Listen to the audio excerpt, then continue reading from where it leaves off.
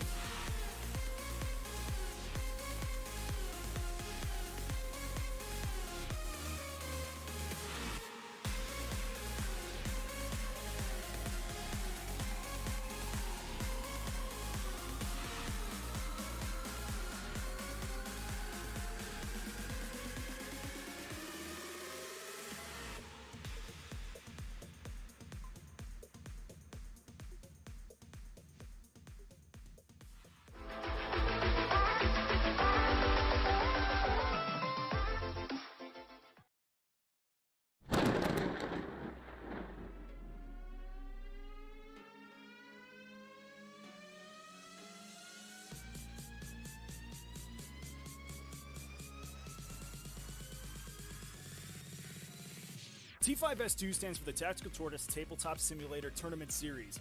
It is a global competitive 40K circuit that ranks players based on the results in online games, including events run by Tactical Tortoise and many other communities. At the end of each biannual season, the top 16 players in the series are given the opportunity to play for the title of Season Champion and become the greatest virtual 40K player in the world in this very event, the Seasonal Invitational Tournament. With hundreds of players and dozens of tournaments competing on the ladder in Season 2, T5S2 is now one of the largest and most competitive series in online Warhammer and shows no signs of slowing down, so what are you waiting for? Visit tts40k.com to view live standings, join the community Discord server, and get information on upcoming events and tournaments.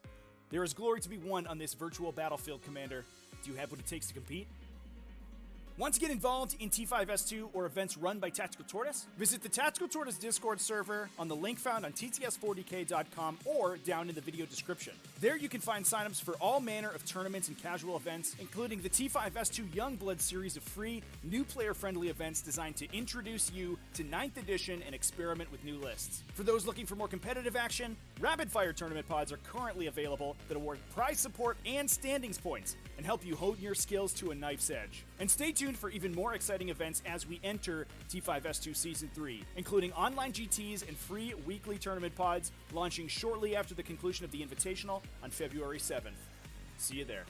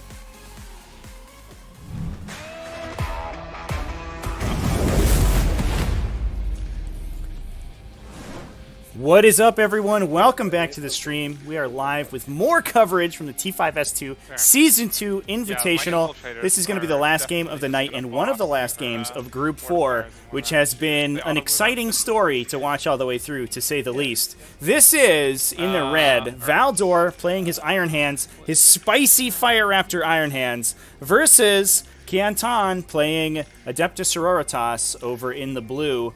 I want to welcome my co-host Skari to this one. How's it going, Skari? Hello! Things are going fabulously in the land of souls and death. But everything's going great. Thank you for asking. You know, I'm a happy Archon. Yeah! And I'm looking forward to seeing the bloodshed that happens between these two factions today while they get out for a place in the grand finale. Indeed. Yeah, a happy Archon to be happily watching some Thursday night 40K, as we do.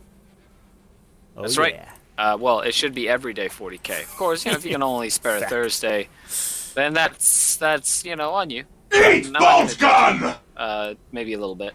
However, let's do this. I think we got some lists going over. We got some really cool Sisters of Battle action. Indeed, yeah. So we're going to go over the list. We stand ready. Iron Hands. Not something you see very often. It kind of like took me aback there for a second. The chat is throwing you all of the sound bites. What? Oh, thank you. We have a soundboard on the Twitch chat, and they're going ham Amazing. over there. I can't see it. It's a chatbot. I recently got a chatbot on my chat, so I'm really excited about that. Amazing. You know, I think I'm gonna have to pull up the Twitch chat because I can't have all these soundbots happening without like me taking full accountability for what's going on at the moment. Yep. Yeah. You said that you couldn't see it, and then they gave you a sad trombone. So they're at chat's on point with these right now. I love it. Okay, Amazing. well, let's dive in. Here I am hogging the entire time, which is fun. All right. Yeah, let's go over these lists. Exclamation point lists in the chat, everybody, if you want to follow along. Or you can visit them and see all of the standings in our streaming schedule for the Invitational over on tts40k.com/invitational. But let's do it. Over here in the red side, we have Valdor playing his Iron Hands. We saw Valdor literally pilot this list to two pretty convincing wins against Alex Squires' Ballastarii-focused Adeptus Mechanicus, alongside winning the role to go first, unsurprisingly, against Dr. Deets playing Magnus the Red, and unfortunately killing the Magnus the Red right off the bat with his Fire Raptor. So that is how it goes sometimes. And he's running a single battalion detachment out of old school, regular old Iron Hands. So he's got the 6+ damage ignore. He's got the double wounds for vehicles. He's no successor chapters here, just regular old Iron Hands.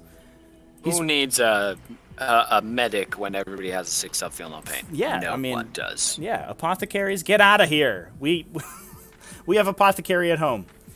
And it's also a flashback to early 8th edition. Mr. End of the run flyer in his list here. We'll get to that, but that's Absolutely. like a flashback to like early 8th when they were all the rage.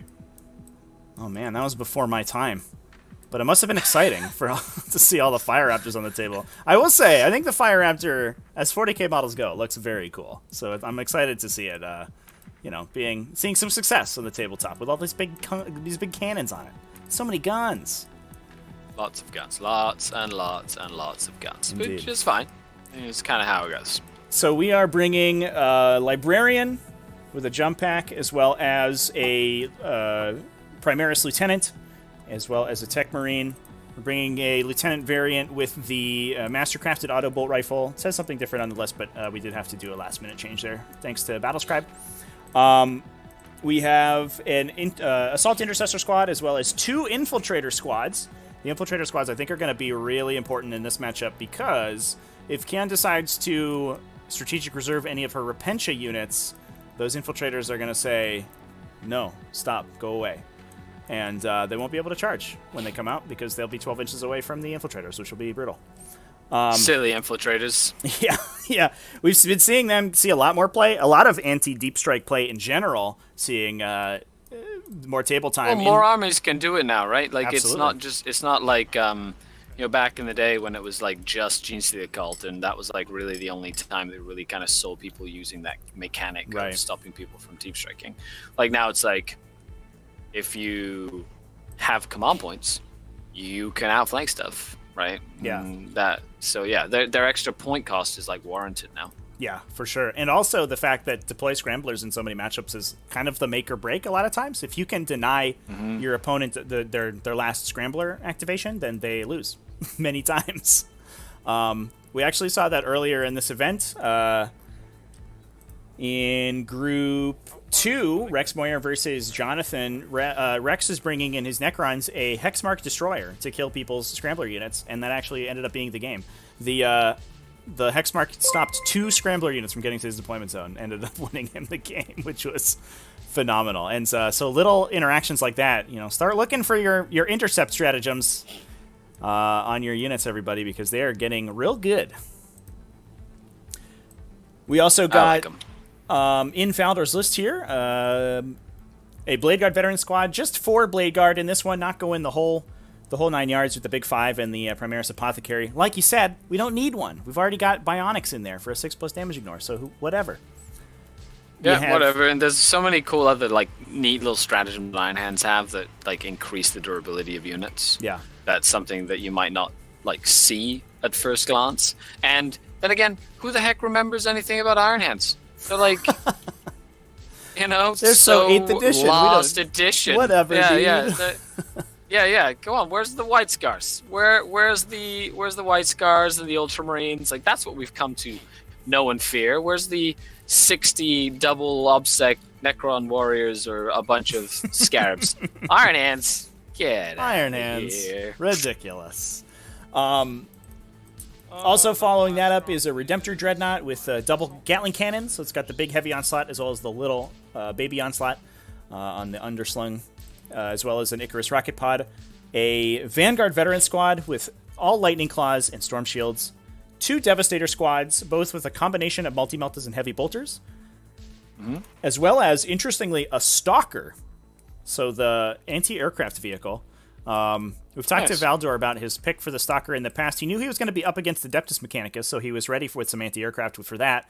And realistically, he just wanted a relatively cheap option that could shoot, a decent number of okay attacks downrange. And as it goes, the Stalker is one of the most efficient Toughness 8 bodies that you can put on anything in the game. 115 points, for 11 Toughness 8 wounds is pretty beefy.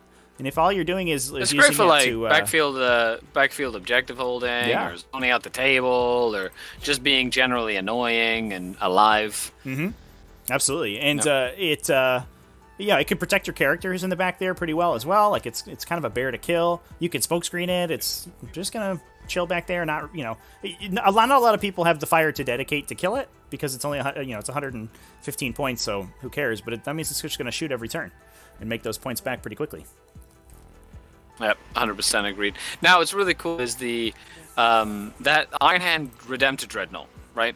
There's like a way to make it like have exploding 6s with like all the guns that it shoots, and then like basically it starts with like 40 shots and ends up with like 50 hits or something. I remember it being used against me once or twice, like a Warlord trade or something like that. Yeah, so back in the day, they can use. Ooh, looks like we rolled to go first. And Valdor has taken it, so the Fire Rats are going to be first. So hopefully we can perform a debilitating Alpha Strike. That is sort of how this list goes, and Valdor has gone first in all of his games so far, which normally going second's pretty good now, especially post-FAQ.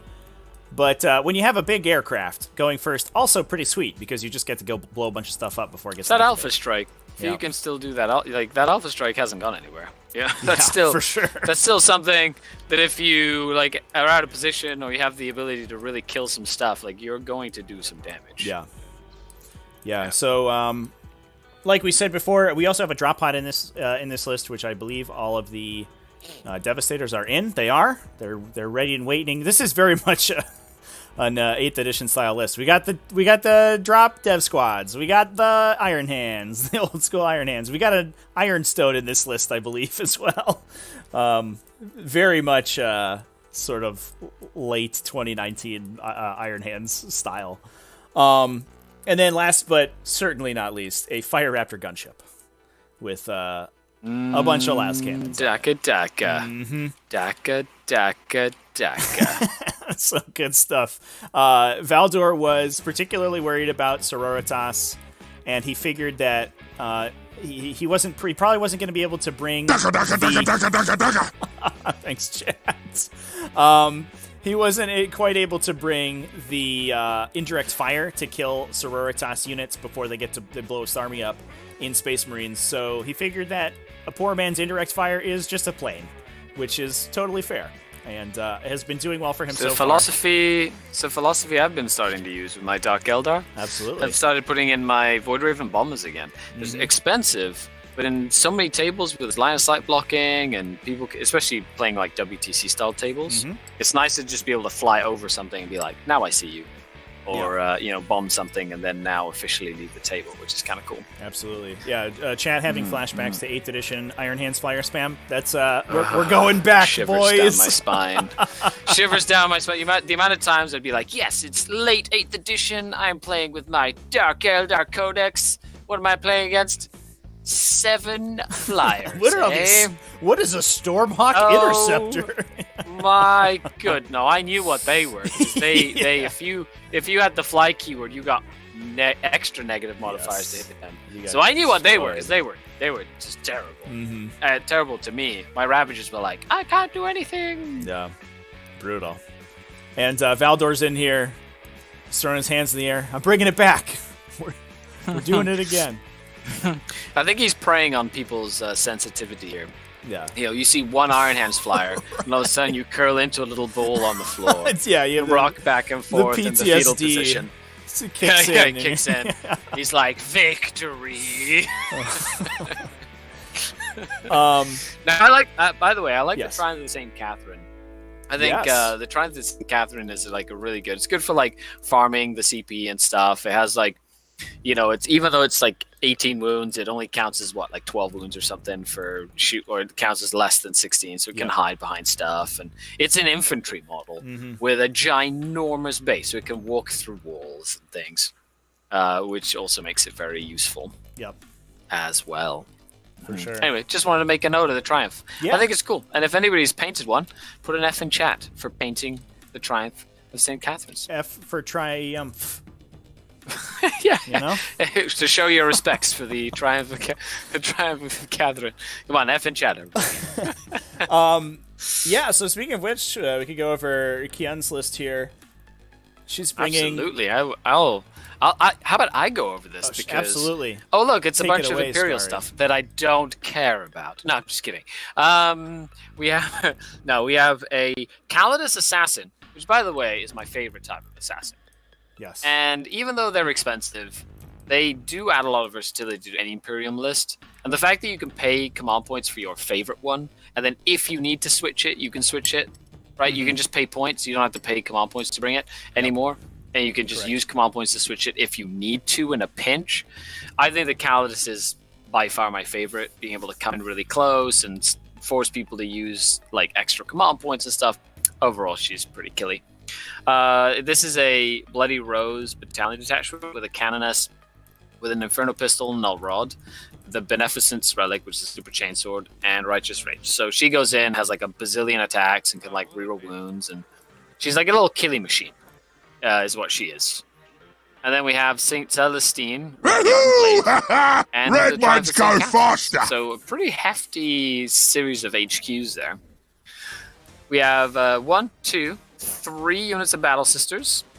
In the new FAQ, all the simulacrums became free, so you can actually, do a lot more of Acts of Faith with all your little sister squads, because they're just free upgrades now, which that is really cool. And they're just base Sisters of Battle, except for the last squad that has a Stormbolt here. For, I guess, she had 3 points left over. And then we have an Imagifier with the Book of St. Lucius for some more cool to increase like the range of stuff.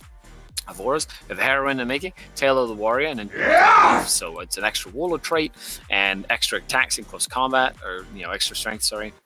And then we have like a whole bunch of stuff: sisters, Repentia, 2 squads, big unit of Zephyrim, power sword shenanigans.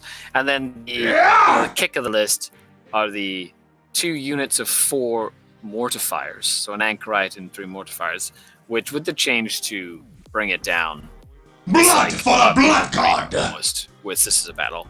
Because you can take, like, this before would have been 16 points, and now it's only 8 points for bring it down, which is such a big deal when it comes to denying secondary points from people. And then you've got a couple of rhinos as well for the Repentia and Retributor squad, or for one of the Retributor squads with some multi-meltars in there for some cool, just nuke something action. Absolutely. Overall, just a pretty standard Sisters of Battle list. Yeah. Like, you've got the Repentia, check. You got some Zephyrim, check. Sometimes Mortifiers, sometimes other things, but Mortifiers seem to be very popular now. Check. Definitely Retributors, check. However, only 1 squad, not 3 squads. And then an Magnifier, and then a bunch of HQs that are like the counter charge punch. You know, when somebody gets too close to you, you just kind of counter with these crazy sisters characters that can pack quite a punch, like in and of themselves. Yeah, and not to mention that there's synergy between characters like Celestine and the Mortifiers. You can keep them alive a little bit longer, especially since like you have access to Moment of Grace with them, so you can drop your crappy miracle dice to pass saves on them, which makes them sort of sneakily difficult to kill. They have a 6+ invulnerable save. You can pass it way more often than people expect you to, and then into a 6+ damage ignore as well, on top of 5 wounds apiece. So like, they're just hard enough to kill that it's obnoxious. And the fact that they're so cheap per model and they put out so much firepower means that they're this awesome backline that Kian can use as sort of a late game anchor to deal damage as the start of the game goes through, and then really crush through at the end. Kian tends 100%. to play a very aggressive style of Sororitas. There's a lot of Sororitas players who like to play like the triple Retributors, maybe the Exorcist sometimes, and they play a very kind of board control, a very trading style where you'll move out into, aggressively onto the table. They'll expose the Retributors to kill you. You'll get to kill the Retributors back, but they're up on the trade and they'll eventually win using that. And Kian has, in the past, gone on record saying she does not really sort of respect the Retributors that much. That's why she's only bringing 1 unit, which I think is mostly a concession to the group she's in.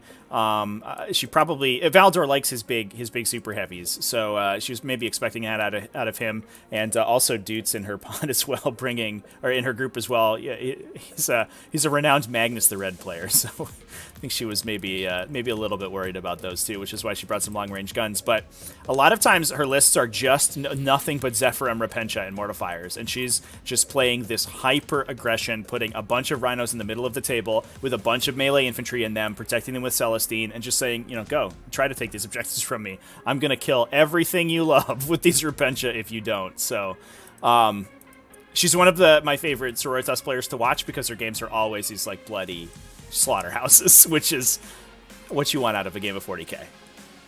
Yeah, those are the most fun to watch, and it's always fun to watch it when it's like a crazy amount of like very angry chainsword wielding Sisters of Battle that want nothing more than to beat the crap out of you, and if they die, they're quite happy because that's their whole purpose in life right now. Absolutely, yeah. Even if you lose them, they give you back miracle dice, so you are a-okay with that. You're sort of encouraged to have them die. Not Absolutely. only do they do mortal wounds and stuff when they die, they give you more game mechanic stuff, which is always super fun. Yeah. Now, if you were to play Sisters of Battle, though, would you go for that sort of Bloody Rose, like close combat stuff? I know you play your Tyrannus normally, but or would you go for more of a shooty style? I really like the combined arms style, so I like to have guns in my list because I think it's important. If you can't physically reach your opponent, it's tough to sort of direct their game plan. So I really like that, especially this list. It's got the 1 Retributor squad, and it's got a bunch of heavy bolters out of those Mortifiers. And what are we going to have? 16 heavy bolters is a lot. That's when you get to the critical mass of heavy bolters where they start blowing up tanks and stuff. So I like this style of list quite a bit because it does have the melee, which is going to be able to reach out and take objectives and kill your opponent's hard to kill stuff. But also, your opponent can't just run out of cover and do whatever they want because you will kill them with those mortifiers eventually. Yeah. And it looks Valdor is trying to get out ahead of that and put himself in range of those mortifiers to try to take some of them out with the Stalker turn 1.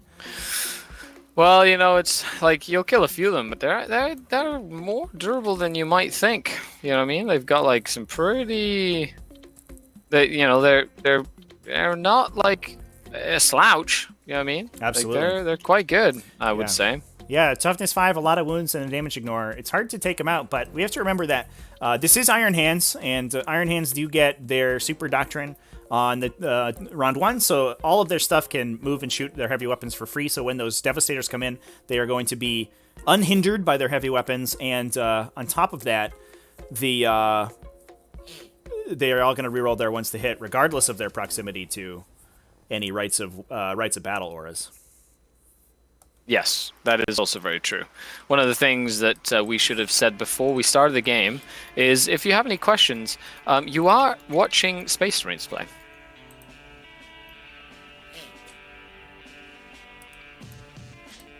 Are we considering a hover mode on this Fire Raptor here? Is it just gonna hide for a turn? If it does, then then it would just keep, at the same time, sometimes when you're playing against an army like Sisters of Battle, you going first could be a bit of a detriment. Mm-hmm. You know what I mean? Like if you want your opponent to sort of commit to the table before you commit to the table.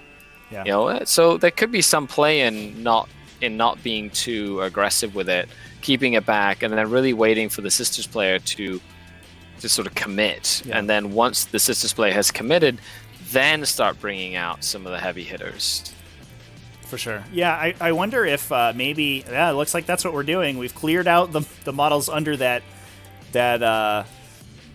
backdraft, and here it comes. It's just gonna sink right into this cubby hole.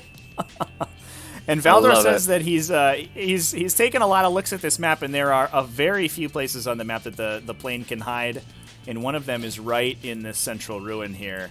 It looks like there's almost no place you can get Retributors to line of sight to it from where their starting position. Yeah, I think he's going to be pretty safe there. And I wonder if maybe some of these Devastators are going to drop in this bottom corner by Objective 5 and try to pick off one of these Rhinos. And once you can do that and start piling out the Retributors and the Repentia, I mean, realistically, like, let's be honest, the only thing that's really dangerous to the plane is maybe Celestine, but not really, but really the Retributors. And if he can make sure that he bails the Retributors out of the Rhino and kills them, the next time the plane goes to move, it's just going to victory lap around the table for a while. And as long as he does, the dice don't get too hot on those mortifiers, it'll just slowly kill this entire Sororitas army, which is the game plan. So these guys that just moved. Yeah, it is a gamble in that sense, you know what I mean? Like, you're giving up some of your shooting, so you're really kind of wanting, like, some of your key parts of your army to put it. But it's the thing about playing at a high level. You have to really understand when to get aggressive and when to stay back and not be too aggressive, right? Yeah. And it's a fine line, you know what I mean? Because if you're not aggressive enough, you won't kill the things that you want to kill that you need to kill. Absolutely. Right? Yeah. And that's not good either, right? And especially against... Because you want to make sure that you're killing stuff. Yeah, and especially against Sisters going second, you need to you need to put something in the way to initiate the peace trade, because Sisters will also just stay in the Rhinos for the entire game if they have to. So you have to make them expose their models at some point, so then you can kill them. And the whole arithmetic with playing against the Sisters army and why it's so difficult and the faction is so dangerous is that you have to eventually, come out of that math equation up ahead one dangerous unit, essentially, which is so difficult because they have so many dangerous units. But if you can make them come out and trade into something that isn't quite as impactful, if you can make them move out of cover to kill your infiltrators, to let their strategic reserves in or something like that, and then you can kill the Retributors like that, then you're up ahead. And so I think Valdor's just going to bide his time until he can do something like that. Now, I will say though, with the new edition, going first, you sort of are, in a tighter position in the sense that you're sort of forced almost to be more aggressive than you were in the past. Mm-hmm. And that's just because, that second turn, getting all those points in the final turn can be a massive, massive swing, depending on like how your opponent is playing. Yeah. Yeah, it's you get the first chance to hit your opponent, so you're probably going to be a little bit up on the attrition game. But yeah, if you don't deal enough damage by the final round, your opponent crushes you on primaries. So correct. Yeah, you are. And I think that's forward. not good. Yeah, like you are, and that's a big deal. You know what I mean? Like when you think about it. Mm-hmm. And I found that too. Like with the more I've been playing and stuff like that, it has been a much bigger deal than what people might have thought originally. Right. Sure. And it looks like Valdor actually electing to play it cautiously on this first round. He did not bring his drop pod in, so the Devastator's still in reserve for the Iron Hands. That means that they're going to lose their Super Doctrine next turn. He can set one of them back into Devastator Doctrine? No, he can't do that. They're embarked in Transport. Just kidding. Ignore me. So they are just going to be at -1 to hit next turn for the most part. I think maybe Valdor, assuming that these Rhinos are going to pop smoke launchers this turn so that the -1 to hit for the Devastators isn't going to be as big a deal, although it will counteract their Signum, which is a little bit awkward. But that is an interesting choice to stay out in reserve. But that definitely is an interesting choice. However, it's another one of those things. He seems to be just gearing up for a second turn rather than really trying to like hammer home the fact that he's taking that first turn. And against This Is a Battle, that's not a terrible choice, because This Is a Battle tend to have some really crazy like durability strats and ways that like their miracle dice impact the game and whatnot. So it is hard to sort of like catch the sisters out of position and then capitalize on it. Yeah. Because they have so many durability things built in to the way that they play the game. Yeah. And so I could see him just taking that experience from playing against sisters before and knowing, okay, I've played against sisters, and if you just run up and don't take into account the fact that they have the ability to, completely or like mitigate a lot of your damage in those first couple of turns, then you're out of position. And I don't think you can afford to be up in a position where you can't react properly to the sisters that have speed, mobility, durability, right? And can kill 5 Space Marines. It's one of those things where a Sisters of Battle army is an army that has good ways of just killing Space Marines. You know Absolutely. What I mean? One of he's not underestimating 16 them. heavy bolters, which is correct. Nice to have in your backline. However, this heavy bolters are not as mathematically they're not as useful simply because of the 6-up feel no pain. That's true. Yeah. Right, so that is something that he has for him, because 1 Space Marine can basically soak up 2 heavy bolter shots if you roll half decent, right? And so the math changes. However, the Repentia though don't care. They roll so many dice. Too many. They're just gonna murder you. So you just have to be ready for that. Yeah, that was me on my soapbox, just in case anybody was wondering. So we do have the Rhinos moving out here. It looks like the Mortifiers advancing with their incredible ability to turn their weapons into assault weapons, or their heavy bolters into assault weapons, in order to advance and shoot them to hit the infiltrators and the assault intercessors on objective 2. It looks like Kian, this is priority targets, so the players did have the opportunity to move the objectives in the corners, and Kian appropriately, she did win the roll to take the first turn, and she took the defending position, which comes with a disadvantage in the deployment step, but allows you to move an additional objective earlier in the objective moving phase, I guess. Yeah, so one person gets 1, then the next person gets 2, then the other person gets the other one. And there's some really cool games interactions with which objective you choose to move at what time, right? Because you can either go for the throat and go, I'm just going to move your home objective, but then your opponent gets 2 moves. So then they could be like, fine, you're going to mess with mine, I'm going to mess with both of yours and your side. Right. So depending on how confident you feel in the matchup, you can, like, this is one of the few missions where you get agency on that sort of thing, and it becomes part of that strategy that you can build into the matchup, which is kind of cool, right? And then you also have the ability to either move the objectives further apart from each other, or if you're playing something like a Space Wolf list that likes everything to be really close, you can try and move both objectives you move closer to the middle objective. So all of a sudden you're only having to control like a tiny little center board fraction where you can quickly go to all of the objectives that you're trying to control. Yep.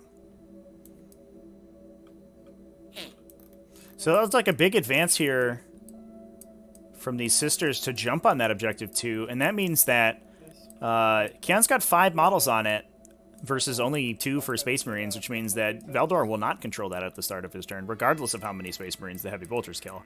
So playing around that enhanced resistance from the Iron Hands intercessors. Yeah. Not only that, but it's all about that primary objective, especially in this mission where like the secondaries are a lot easier to score. You know, that priority objective secondary is a very, very easy secondary to really score. Yeah. And so you have to really, in this type of mission, take the time to really attack the primary objective. For sure. Because that is where most of the points are going to come from in the matchup. And being able to identify that early to be able to say, okay, because if you're playing a mission where it's like hold 2 objectives, right? It's a lot easier to sort of deny those primary points. And then at the end, you're playing for that. The person who's going second has a huge advantage in that style of game where getting the 15 points is very hard throughout the game, except on that last turn. Yep. Right, when you kind of like kill or you get like you have that end of game scoring. But in any other case, it's about managing that primary versus secondary scoring. And since primary is quite easy here, if you can tackle that primary and secondary is quite easy, if you can tackle and really kind of shift, especially if you're going second, you can shift that going second. Oof, that's a big deal. Like having your primary person only score 1 point or 2 points or 5 points, 1 or 2 turns, like you can just take the wind right out of their sails. Speaking of that, Iron Hands embrace the machine over here. Valdor is embracing the machine pretty hard and rolling lights out on his 6+ damage ignores. Look at these. It's like 50% 6s. Oh my god. That's what happens. That's what happens when you have a 6-up feel no pain. You know what I mean? Like, you know, that's gonna happen. Yeah. So you have to kind of prepare for that sort of stuff. And you can never really blame the dice for winning or losing. That's not how it works. But you know, he rolled really hot now, which in this situation is going to be beneficial to him, right? Sure. So he has to really take advantage of that, and that's how you make the better dice roll. Have a larger impact on the game. Yeah. Is can you take advantage of that? The fact that now you rolled like a boss, right? Yeah, it's interesting. Yeah. I'm not sure of the exact position of these infiltrators, but Valdor's electing to pull the ones in the back out first. Although I guess he was taking them because they were in cover, so that makes a lot of sense. It looks like maybe... I love the fact that you can... Go ahead. I love the fact that you can take cover saves on models that are specifically in cover now. Yes. For the longest time, I was still playing it the old way, which was the whole unit has to be in cover. Yeah. And that I recently was illuminated to the fact, and that has opened my mind to so many other cool things. Yes. That I totally had, misconstrued or whatever. Yeah. So, just saying. Yeah, and on these maps as well, we play a lot of the quote-unquote ruined terrain, so like breachable, obscuring terrain, as obstacles instead of area terrain, which means that the cover mechanics from them are even more interesting. You get cover for being physically behind the obstacle, so there's no like standing inside an area that's like slightly in front of the ruin and getting and getting the benefit of it. You actually have to sort of string your models to be in, advantageous positions around the piece of terrain in order to actually claim those cover saves, which I think actually makes it feel a little bit more realistic, to be honest. Yeah, I like the obstacle rules. Having to be, the obstacle has to be closer. You have to be within 3 inches of the obstacle. Like there's and if you haven't already, take the time to just reread some of those terrain rules. Yeah, and especially because you'll find. Sorry, I didn't mean to. Yeah, even a lot of tables that use like the standard kind of area terrain ruins will still have like Munitorum crates or whatever that are obstacles with the light cover keyword. And so knowing how to interact with those effectively is also very important, because if you're denying yourself cover saves on those, like that's a lot of lost potential that you could be foregoing.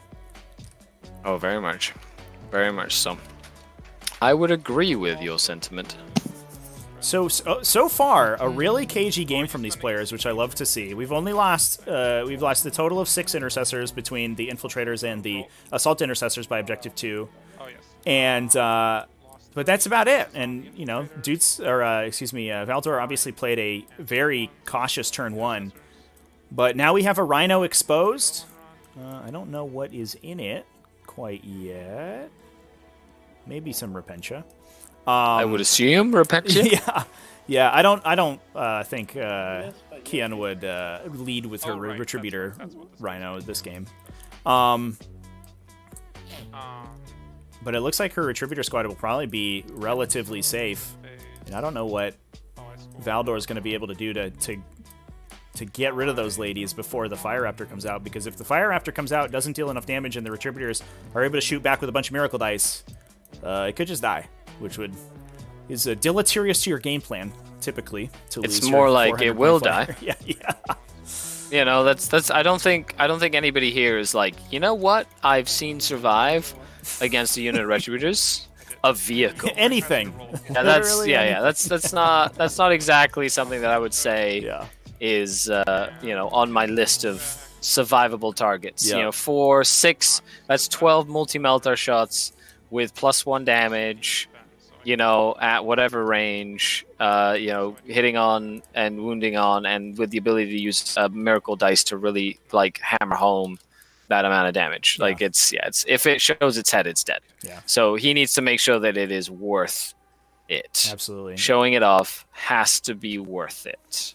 Yeah, and I mean, to Kian's credit too, all she needs to do is hold those Retributors in quote unquote reserve, ready to jump out and pounce on the Fire Raptor if it moves, because that unit is only 160 points, and the Fire Raptor is a 400 point model. So you are negating effectively a much larger sum of your opponent's army than you're losing yourself. Yeah. And again, all Sororitas want to do is make those positive trades, and if keeping those Retributors ready to come out and fight until the Fire Raptor does, then she's going to be... Sororitas want.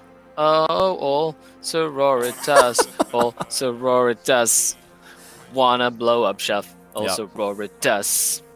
I guess while the players are going through their the top of round 2 here, we should talk about some secondary objectives.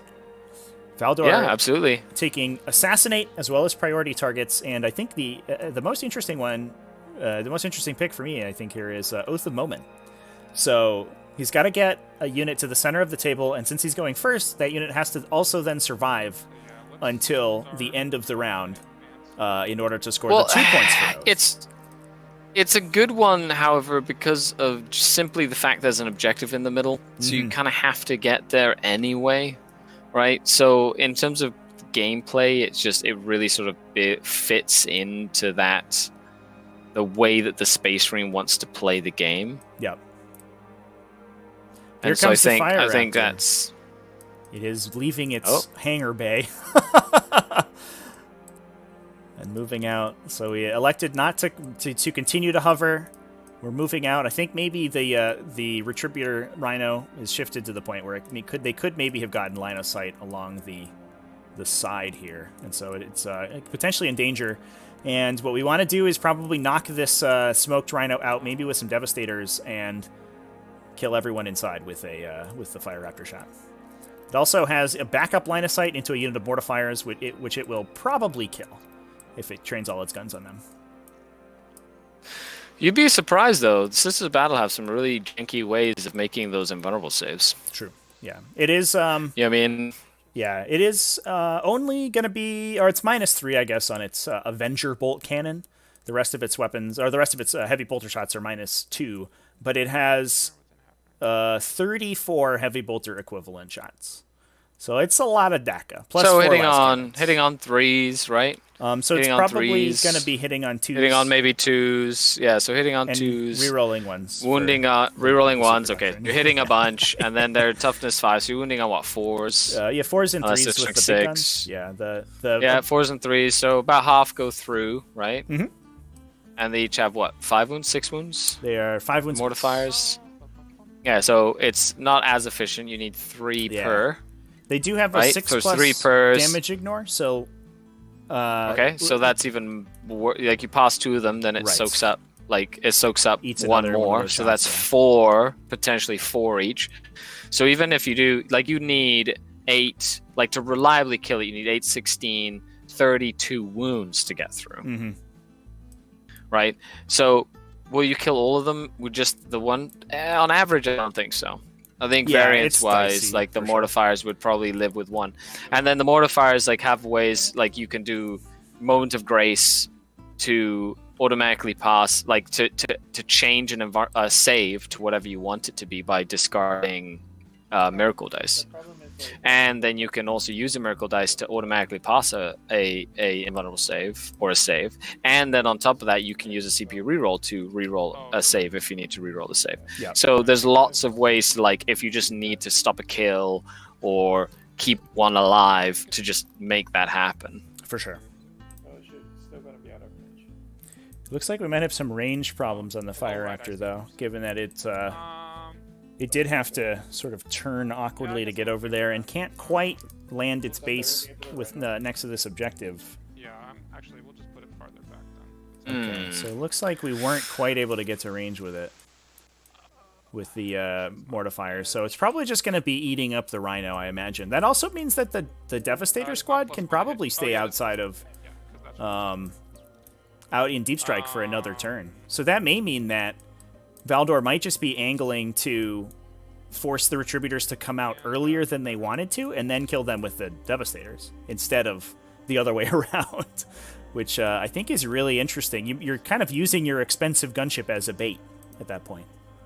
But yeah, but at the same time, if your gunship is out of position or anything like that, like, sadly, then you have to capitalize on some sort of like game mechanic like that. Absolutely. Be like, okay, well, if it's not going to kill anything, how can I make sure that its sacrifice was not in vain? Yeah, and I would, any competitive player will tell you that using your expensive piece, it might be your favorite Fire Raptor gunship that you love very dearly and you want to see blow up your opponent's entire army by itself. But if it has to sit in its hangar for the entire game, out of line of sight, not doing anything, you would much rather have it trade for your opponent's arguably most dangerous unit, so that the rest of your army doesn't have to deal with it, rather than sit around and do nothing for the whole game. Which I wholeheartedly agree with. Now, we also have... I guess we aren't taking a Tome of Malkador here for the Librarian, so... unfortunately, no invulnerable save on the Fire Raptor gunship. It's not going to be quite as defensively oriented as it usually is, but it is Iron-stoned. I think we can also Side Steel Armor it, so we can at least take saves against the multi-meltas. And then it has the 6+ damage ignore 2, and it's -1 to be hit. I mean, you're not expecting it to live through Retributors, but it may eat a lot of their resources to kill it. Yes, 100%. And and then look at the table and then kind of like take note. Okay, so how does the Sisters of Battle player deal with the Fire Raptor, right? Like, how does he, or try to kill it, or is that even like the main target, right? Mm-hmm. Or do they just go once again to stop the Iron Hands player from scoring primary points? Yeah. Because if you can stop those primary points / secondary points, it doesn't matter how many models in your army you lose. Right. Because you just win by having more points than your opponent. Looks like, just looking at the line of sight here, chat, it looks like it's from that angle, it's going to be hard to hide this Fire Raptor almost anywhere. The Retributors have effectively 9-inch movement from the Rhino, so they can pile out and see its tail fins wherever. And since it is aircraft, it isn't blocked by obscuring terrain. It also has 18 wounds, so it's double not blocked by obscuring terrain. So you can shoot it through whatever you want with those multi-meltas. Yeah. Especially when the multi-meltas have the ability to get an extra 12 inches of range, plus 1 damage. You know, it's like you're not exactly. It's not going to be hard to find ways to shoot at it because it is such a large model.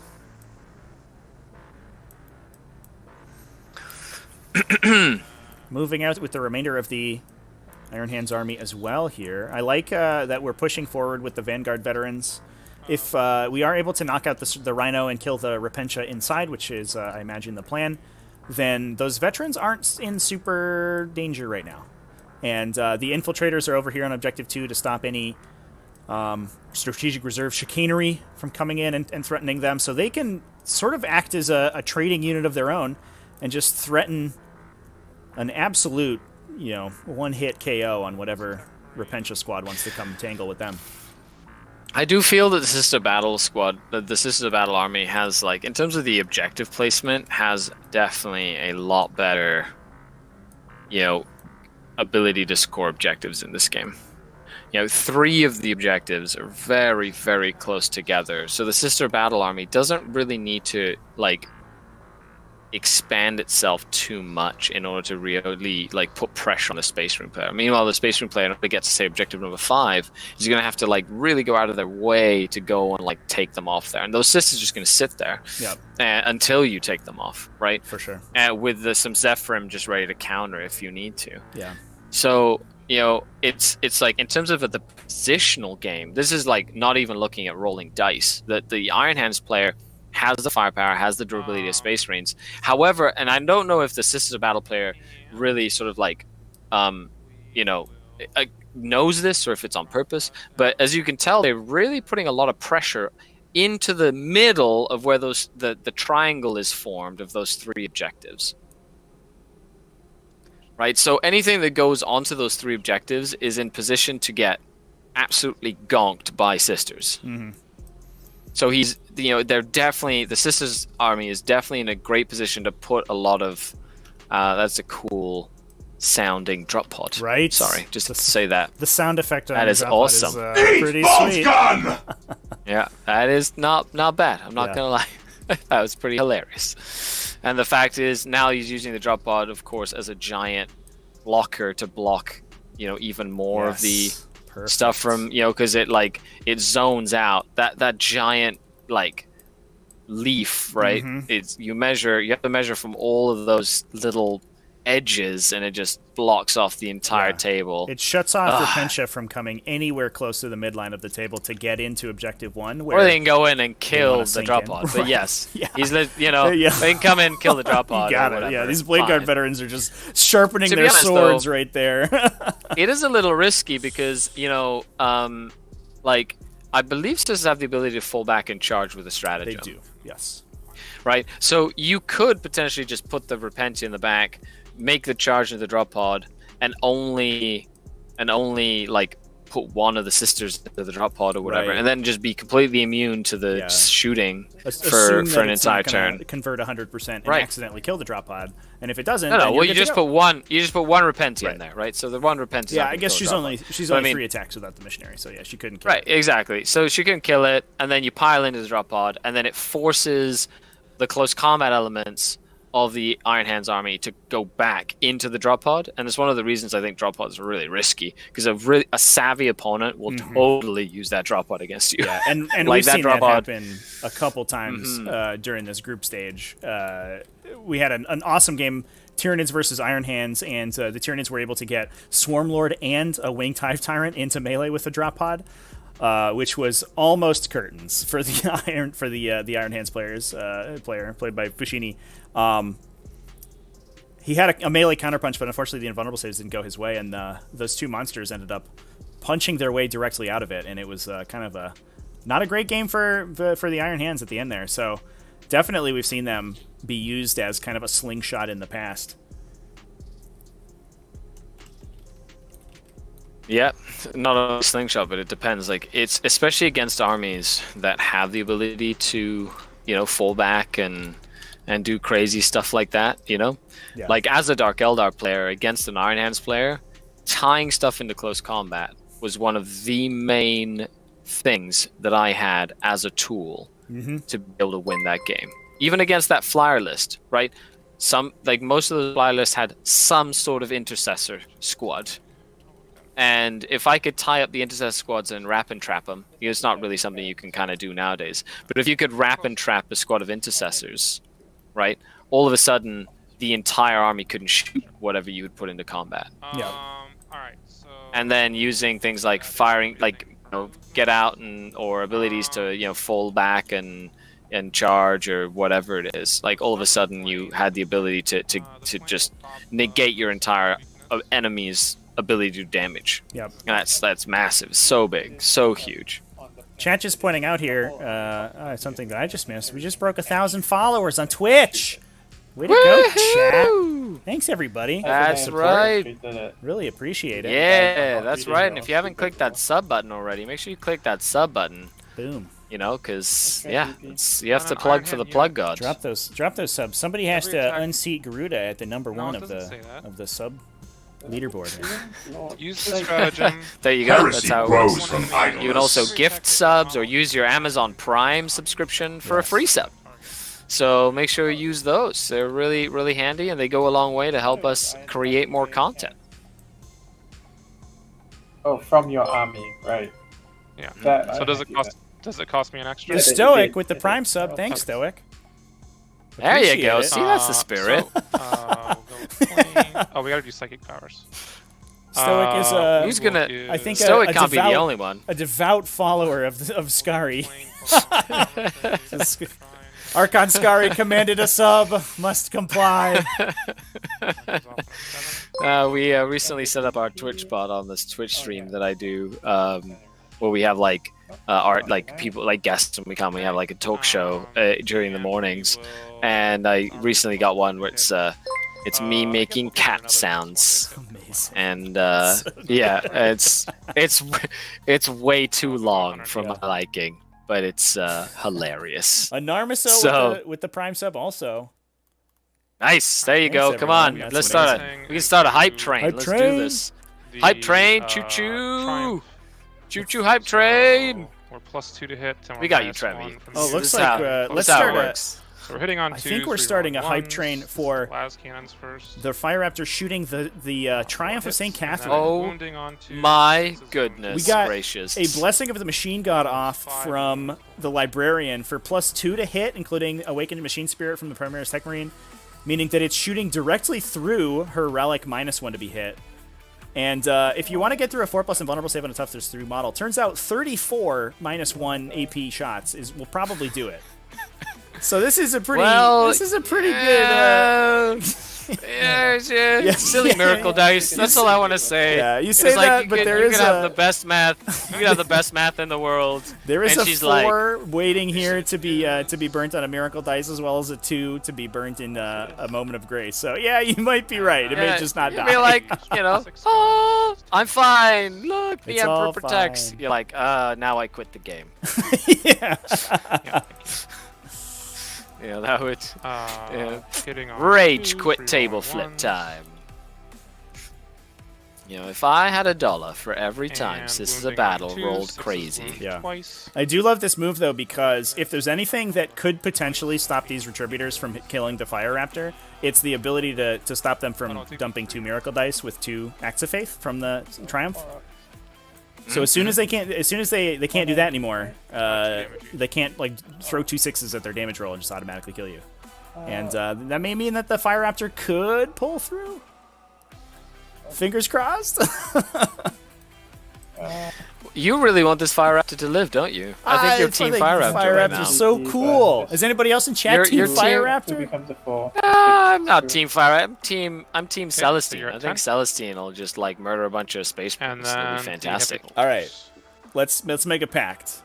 The plan is for Celestine to kill the Fire Raptor with her sword. That would make it the perfect game. That would actually be really cool. Here's I'm not gonna lie. The plan is for the Fire Raptor. Oh, I guess there's no sequencing in which the Fire Raptor could kill Celestine in Overwatch and then she responds to kill it, right? I don't think that works. Maybe it's in Magical Land. Maybe Magic Christmas Land. Your opponent maybe forgets Celestine's there and goes to hover mode, and she intervenes into it. That is a dead triumph, everyone.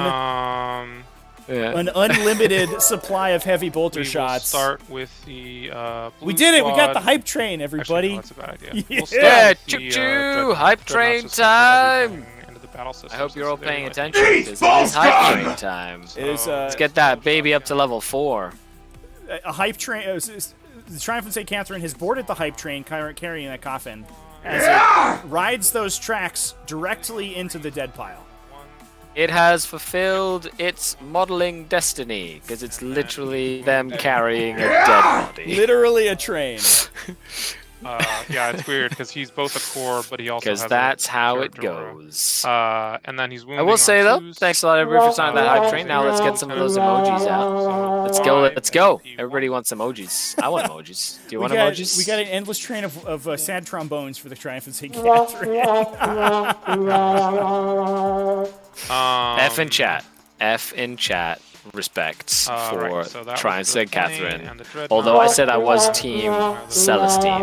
Just the So so we'll start with the back Devastators. haven't gotten to that They will point put everything yet. into the Rhino, and the Still alive where I the come from. plus to hit will go on one of the multi-melta guys. All right, so it looks like Or the the ballistic Devastators field have too, I piled should out of the say. drop pod. So, They're unleashing their multi-meltas the of blues are doom hitting on... into the Actually, Rhino. it doesn't... Oh no, because he is ballistic. That is skill one too, he's very not plus dead one. Rhino. Probably a Doesn't dead matter, 'cause Rhino. he's -2. I think Probably. we already used blues Mercy are as hitting weakness on, on the Triumph to kill it, so I don't think we can Mercy as weakness these the These multi-meltas here. are multi- They are also only hitting on 4s because they are not in their Super Doctrine this Blues are turn. hitting on 3s and the red hitting on 5 hits. And Well, then isn't wounding that on special? 3s, rerolling 1s. However, that's one of the reasons. Like, if we were all wondering why you don't bring in Force saves things on right range. away, like even if you have the ability to, if you have the ability to just, scream like a 10-year-old, There's 4? you don't have to do it. Oh, does it not have a 5-up? I wish. Damage You is... can be patient, Looks like and that then is by being patient, 10 damage on a Rhino. Does it blow? I think that might be a dead Goodbye, Rhino. Rhino. Well, Damn it. sounds about right. No, it doesn't. Yeah, I'll wait for you to get your guys out. 10 inside. This is, One die. I think, proving to be a really powerful turn from Valdor. We have to Yeah. see how these Retributors follow up. But it looks like they're going to have some work ahead of them if they want to Some of them had a- avenge the Triumph of St. Blue Catherine. mechanic, you put them in the back. So it's red squad, right? That shot? Or blue squad? Although I think that we do have, I don't we have remember. all of these heavy bolters still on the Probably table. Red squad, because blue squad is further forward. Yeah, I think that makes sense. I believe that was the Devastator Blue shot. It squad looked is like we not- had 5 shots going through there, and the Fire Raptor only has 4 las cannons. So yeah, they only just Um, range, so if you go on the back side, and, they'll shoot you with the multi-meltas. Yeah, that's all. We have all these heavy bolters that can respond to the Devastators. So fortunately, I have a sneaking suspicion that we won't see these Devastators sticking around for very long, which is fair. They deserve every But that's heavy kind of what bolter they do. round that If they you eat. bring, Probably. yeah, if you bring a so Devastator I squad can give you in a one drop more. pod, Yep. it tends to have one turn of coming down and being glorious, Mhm. and it better hurt your opponent, and then it does the best thing it can do and dies. Yep. Yeah. That's usually, in my experience, that's how that goes. I do like this cagey play from Kian. All that being said, she. I don't know if we've mentioned it before, but she's chosen Raise the Banners High alongside obviously priority targets, which is should be the first on your list if you're playing priority target, because it is real easy to score. Let me tell you. But also Super easy. given the fact that Kian pulled one of Objective 5 back into her deployment zone, she's going to be able to score a pretty easy 10 points on that Raise the Banners, plus a pretty easy 15 points on priority targets. So she's 25 points in without having to do anything. She's also Yes. got she's keeping a lot of her really dangerous models, especially her Zephyrim, very defensively placed. So anything that comes in to try to break these banners is going to have to contend with them. And if she can, like we've been talking about, continue to peace trade with this Iron Hands army so that it loses a lot of its range damage output, those Zephyrin can come in, and there's not much that really deals a ton of damage to them. And they will mix it up with Vanguard veterans all day long in melee. Oh, 100%. It is a shame that the Triumph did go down. However, I feel like if you can get in a position like, for example, using that drop pod to your advantage to force the Iron Hands to then even split up, right? That could be very bad, right? Now, in terms of move, I can't actually do any measurements here. It's all good. But that Rhino, by the way, like that Rhino that's sitting right there that has, that second Rhino, because that is a breachable piece of terrain, like the models can just kind of hop over it and just go and do their thing, right? So that's also really, really, really important to note. Yeah, they're going to be able to pop directly onto the front side of this objective, essentially here, right over top of the terrain. And then, move in, not quite towards the center. The lava craters are difficult terrain, so they are going to have a little bit of trouble actually getting to the objective. But all they need to do is inch a couple inches forward with those multi-meltas to get some good shots off. Yeah. Agreed. I think that is it. So I can swap it over to you and swap it over to you. I don't know if you have morale, but okay, so I guess it is now Sister's turn. Let's see what the retaliation is. Now, do keep in mind though that the Sister's a battle player, has a second turn, which is very, very important in this style of matchup. Because if they can stop the Iron Hands from scoring many primary points, and then on top of that, score their 15 points at the end of the game, right? That alone could win the game, regardless of how many secondaries you get. 13-incher. I was quite confused. Oh, that's just me pressing the button too many times. And that is my story, and I'm sticking to it. Good. It's good to be consistent. So Repentia did survive the follow-up shooting after the Rhino got taken out. They're on 4-ups because of Celestine, right? Or because of the... Those Repentia have some crazy threat range. I'm just going to say, it's like... I'm just looking at it here, and I'm like, those Repentia are not where they are right now. Those Repentia are like 18 inches from that point. Yeah, they may... to 30 to like 24 to 30 inches from that point. They may very well be engaging this Redemptor Dreadnought right now. They're like just too fast to see. It's literally, you think that they're there? No, that's a lie. Like there's no way that you can get away from Repentia. Yeah. They are just ridiculous. Yeah, chat, for the piling out of the Rhino here, a good rule of thumb is that the objectives are 3 inches from the center objective here. So if we see that the Rhino is over top of the center objective, so any units that pile out of it can be placed almost essentially completely within this green aura here. They have a little bit of extra room on this side because the Rhino extends a little bit, but you can basically just pile out directly to here if you want to. Yeah. Yeah, exactly. I don't know if you have to fit a whole unit. As long as you push shift the cannon nest out, then you can leave like one model on the other side and they can just move. Yeah, you can also like move around stuff too. You know what I mean? Like there's lots of ways that you can get it done if you want it to be done.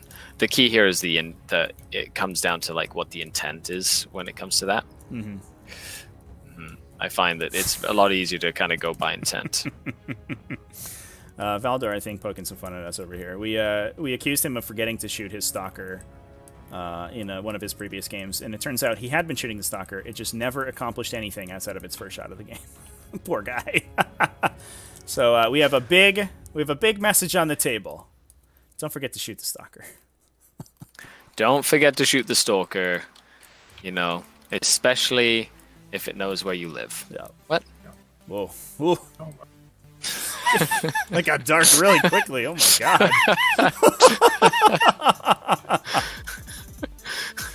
What? Was that not the topic of the conversation? Yeah.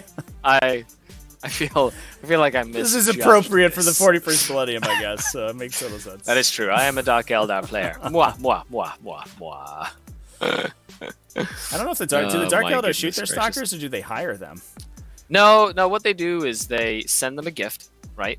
Except the gift has some sort of like geo-enhanced or genetically enhanced like bioreceptor.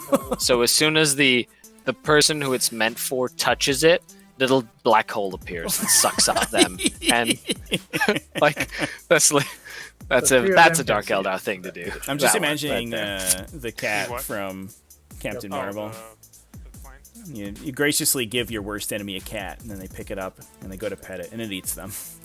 That's the Dark Eldar's housewarming gift, you know. That is, you know what? Not supposed to tell people about that. That's the one that we keep. That's the one that we keep. That we keep hidden. Okay. That's. Yes. Yeah. That's kind of what I was going for originally. Well, I gotta make sure to screen all the cats I get from now on. Now that I've leaked that little information. Especially if they're from me.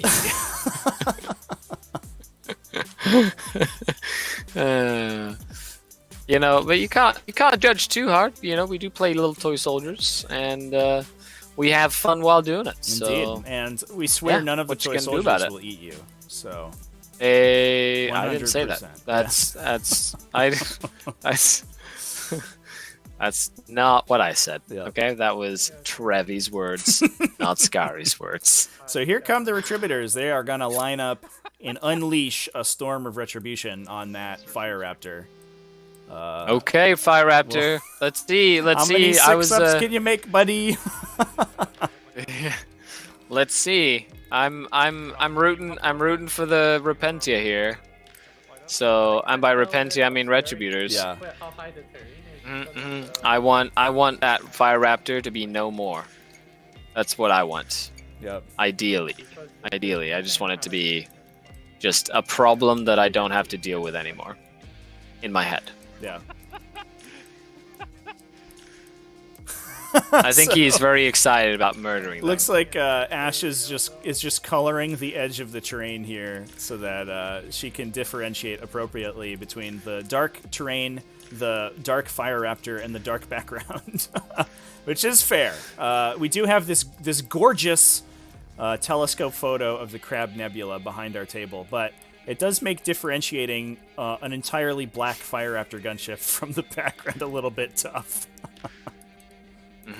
Some would say it's kind of crabby. I get it because it's a Crab. Thanks for Nebula. having me on. Yeah. It's You a good one. That's a see, good understand? one. Yeah, I appreciate that. Yeah. Thanks a lot. You know, I stream every Tuesday through Thursday. Can we get some sound effects in the chat for that joke, everybody? Thank you. I feel appreciated. I hope to come on again and make more jokes. Allegedly, how many channel points do I need to remove Skari from the cast? Brutal. Hey. There is a price for everything. No. 70,000 bits. We did get an orc There song you out of go. Dr. Dutes, though. Thanks, Yes. Dr. Dutes. Thanks for the orc song. Yes. Yeah, that was wonderful. Wonderful. Yeah, that's what I meant to say. You can all go back to watching your game now. Thanks for coming.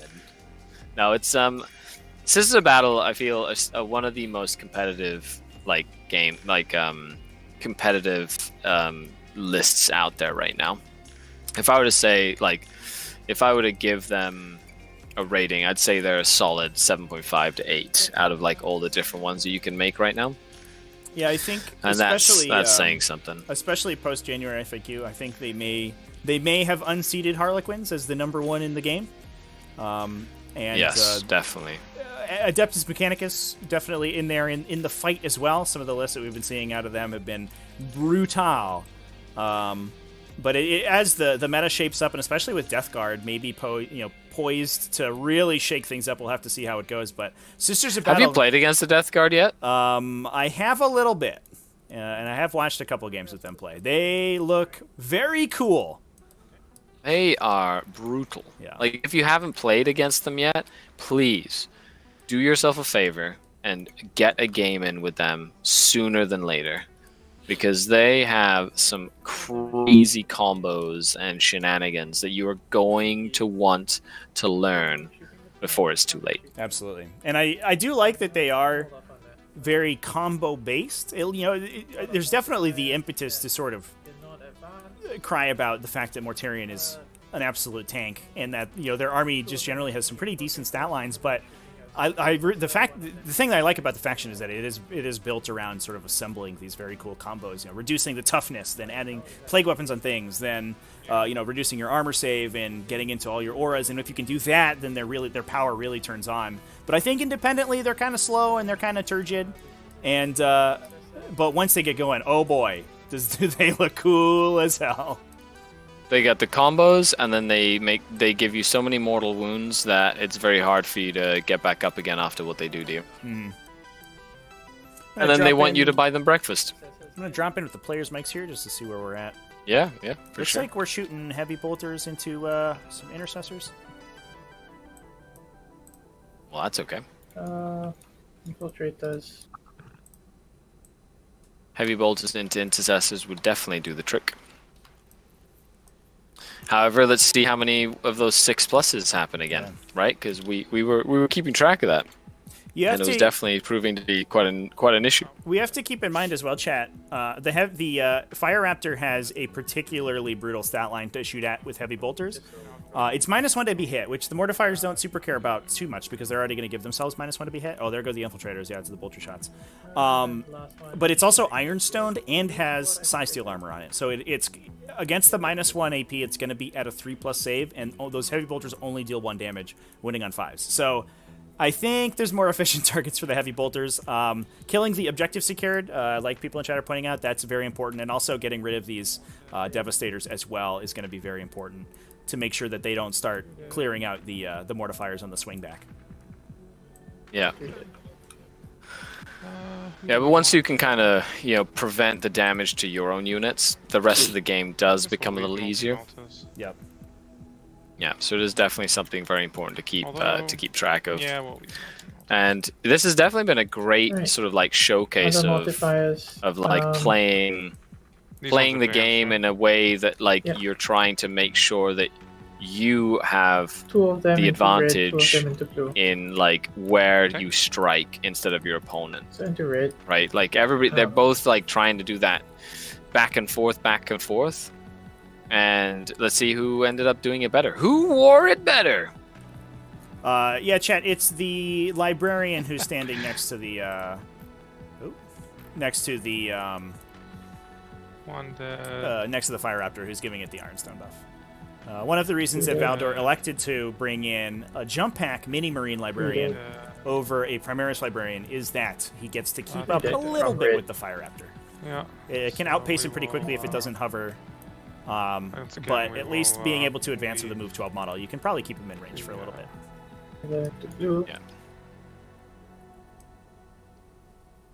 Sometimes all you need is just that like one extra turn up all of them and then of getting to where you need to be. 6 into blue. Or one more turn of being in the right position at the right time. 6. This one I had to. This one die went in and the rest just sat.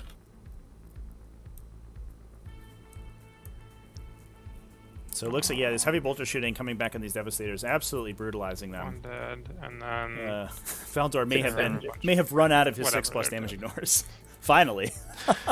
Yeah. Well, you use them up at some point, and then you just the dice average out in a 5-turn game. That is how math sometimes works. you're gonna roll really heavy. Yeah, you're If gonna you roll a 6+ really damage strong. ignore, you're never gonna roll one again. It's done. So that's it. Just one and done. Science. Now I spend Maths. Reds shoot. One of them is shooting at your. This one is shooting at your drop the pod. Retributor shots. The Retributor Superior is shooting at your. Interesting. Devastators. The other 3 are shooting at the plane.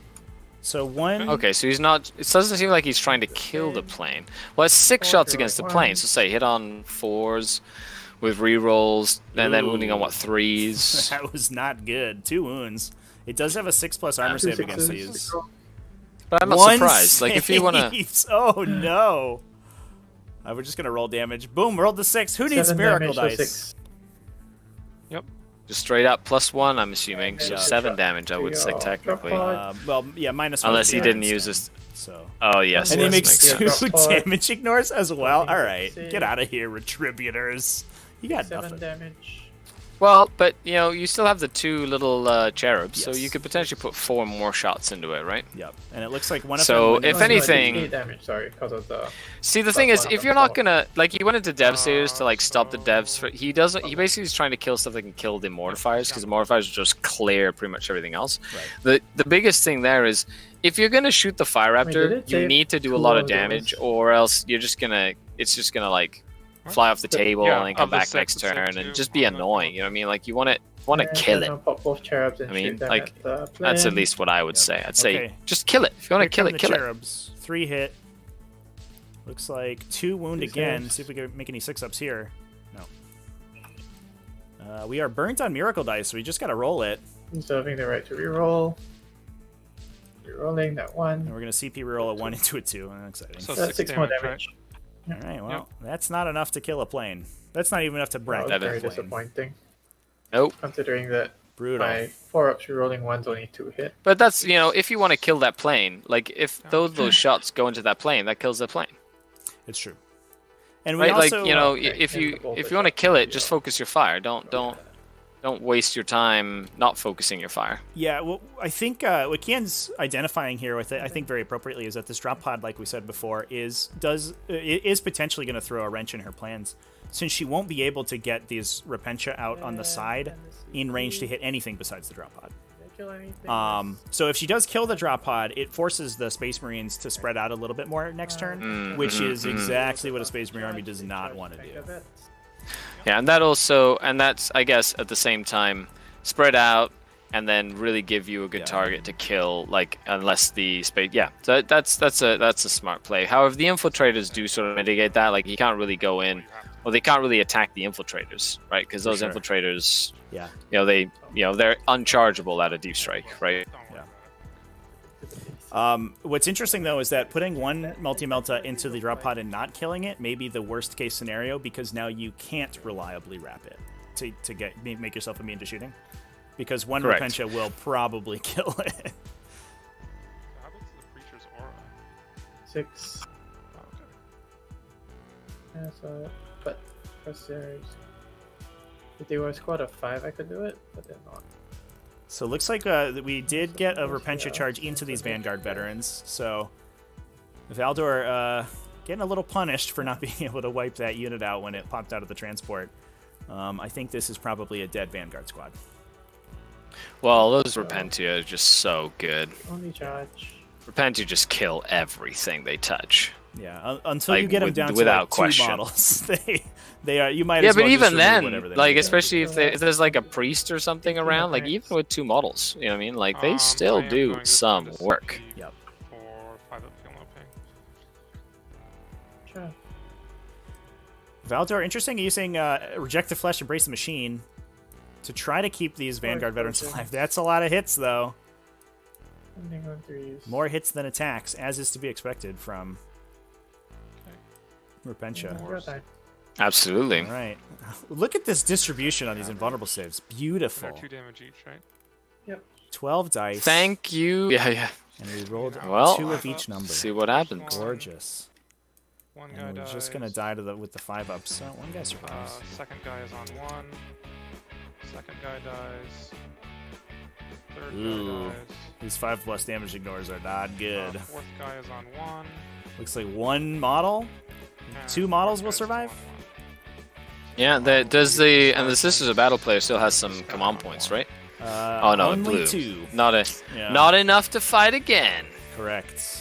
Yeah, the Vanguard may do their job and eat up this Repentia unit, and also potentially continue to pile in, maybe get the Preacher or the Imagifier. How many stop the And we do have Assassinate on the table for Valdor. So if he is able to clear this Repentia squad, which is asking a lot. In fact, It's a long game though, because yeah, you kill the you're not- Repentia, you kill the multi-meltars, fighting for you? then you have to worry about the Zephyr that are now positioned, consolidating, right? And you still have to worry about those mortifiers. yeah, And they're just gonna nuke a squad of Marines a turn, those or Zephyr 2 squads of Marines a turn. we mentioned earlier have moved up forward so that they can bounce directly onto the center objective. Objective 3, yeah, Yep. yeah. And that's going to be important. And how's since- the Oath of Moment happening right now? Yeah. So yeah, I don't know. only 1 point for Oath of Moment right now. Exactly. Right? Like that's that, especially because he's like, well, if he goes into the middle now, he has to deal with mortifiers and Celestine and and the Zephyrin and the Preacher. Yeah, he'll get his assassinate points, but Oath of Moment should be a 15 pointer for Marines. Like if you're gonna take it, like you better be getting your 15 points. Yeah. Yeah. Well, I think it's the impetus to take it on a mission with a central objective makes a lot of sense. Because, I'm already going to be going to the middle, right? So we might as well take an objective that rewards me for doing that. But on the other hand, I think Valdor is too smart not to do things like use his drop pod to screen out his flanks. And a lot of times with a Grav drop pod squad, what you'd like to do is put the drop pod in the middle and have that score your Oath of Moment for most of the game. And if you're using it for anything else, that means you're not getting those Oath of Moment points. Also, not a great roll coming out of these Vanguard veterans. Only 6 hits. And we have 6 Repentia, so they have to fail all of their saves to wipe the unit here. 5s. 3 die. Yeah, only kills 3. So those Vanguards are going to be trapped in melee unless they want to leave, which again costs you Oath of Moment points. I'll take morale for Yeah. my guys. They're fine, and morale for your Repentia.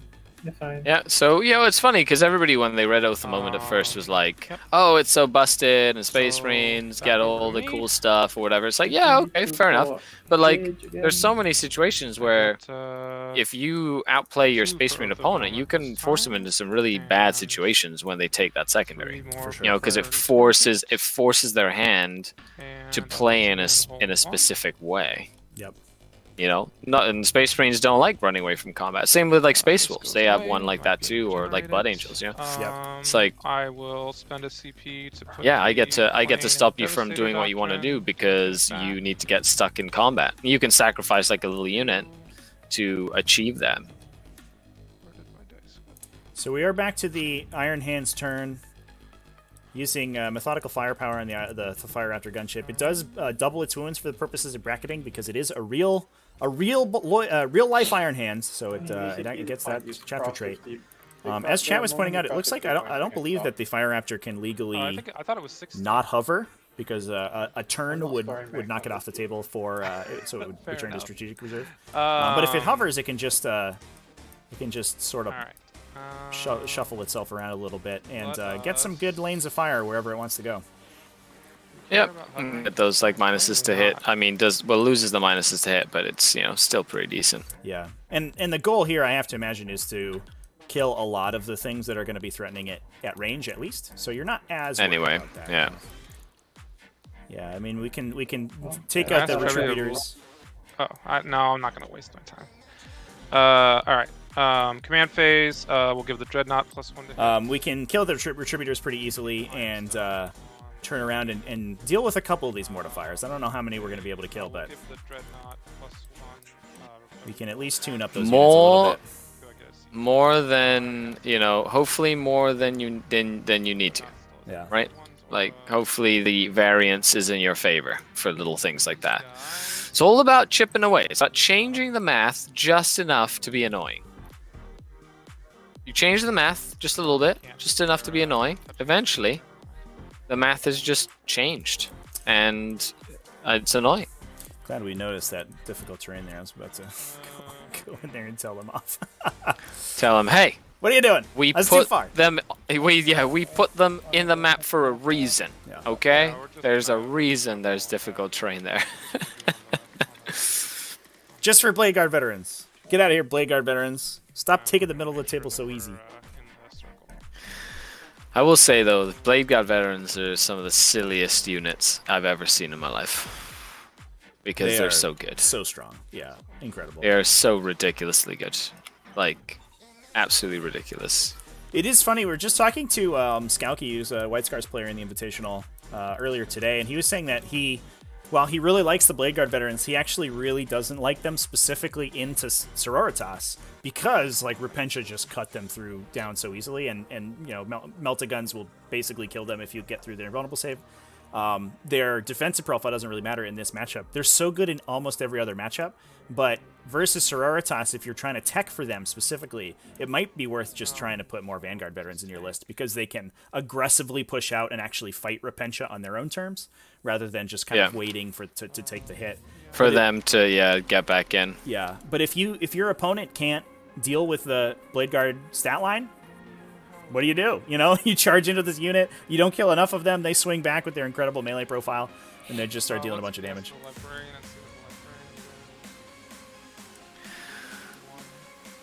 Woe to anybody who doesn't respect the Repentia. Yep. Chat, yeah, I think we should have two turns scored for priority targets. We can add that up at the end of the game. I don't think that the players are going to have troubles maxing their priority targets in this matchup. So those should both be 15 points, I think, by the end. So it looks like, yep, there's just a hover from the aircraft. Yeah, at least it keeps them close to the librarian. Yep, and there we go. Yeah. We're using that stalker as to protect this characters. I love it. This physically body blocking with this 100-point toughness 8 idiot who's just a boatload of wounds you got to get through. Cool model too. I love Sadly that though, not obsec either, right? So it just once again the Space Marines, like, scoring 5 and then 5 points when you've gone first on primary is such a recipe for disaster. Yeah, I think the plan must be for Valdor to dominate the center objective. I mean, the Mortifiers could potentially do a number on the Blade Guard veterans. They have 1 billion attacks that are pretty strong. But if they don't, the Redemptor and the Blade Guard are going to get to that center objective, and they're both going to be made obsec by the Primaris Lieutenant. Which is fine. The biggest thing there is that you can just stop them from scoring those 5 points. Like right now, if you look at the primary objective card, like you've got 5 points, 5 points. So the screen can only if he maxes out both the next turns for primary scoring, they get 40 points maximum. So now that's just 5 points he just cannot get back, no matter what happens. Now, if the sister squad makes it so that the Iron Hands only score another 5 points and takes an extra 10 points off the top. Now is when it starts getting really dangerous, because the sister squad, like right now, because of the way that the game is being played, like the unit of sisters that's on objective 5 is literally going to score 10 points every single turn. So even on turn 2, 3, on turn 4, they're already 30 points in, which means they don't need to really do much else. Yeah, I wonder, you don't even need to kill anything. You just have to. Assuming that this Fire Raptor continues to chug along, I wonder if maybe the correct play with that on the next turn is just to zip over and kill as many of these units that are holding these backline objectives for the sisters as possible. Well, he's going to have to. Yeah. Because if not, then it's 10 points, 10 points, and then potentially 15 points on the final turn, which is a maxed out, not even. You go 10 points, 10 points, and then you only need, 15 or whatever. 10, 10, Absolutely. 15. You get your 45, right? And that's the strength of going second. But if the sisters player wants to, they can have a very aggressive fourth turn, which then stops the Space Marine player from scoring points on their 5th turn. Yep. Which then can just solidify the victory or defeat right there. Right. And like we said at the top, going first in this new version of GT 2020 post FAQ, it gives the first player an attritional advantage, which we are definitely seeing here. They came out swinging. They were able to kill a Rhino, trade for a unit of Repentia, essentially.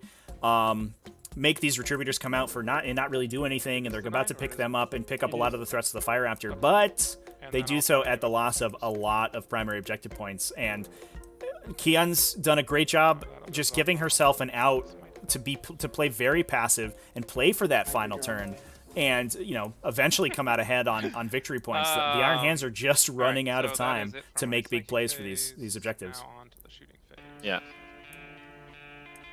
Are we in range of these guys? We are. So let's start with these Devastators. They will shoot at the Anchorites. Or the Mortar Brothers. Okay, so here we go. There's some action happening here. If those Devastators can do some damage, then there's actually some play here. 4 hits. And then wounding on 3s, rerolling 1s. Okay.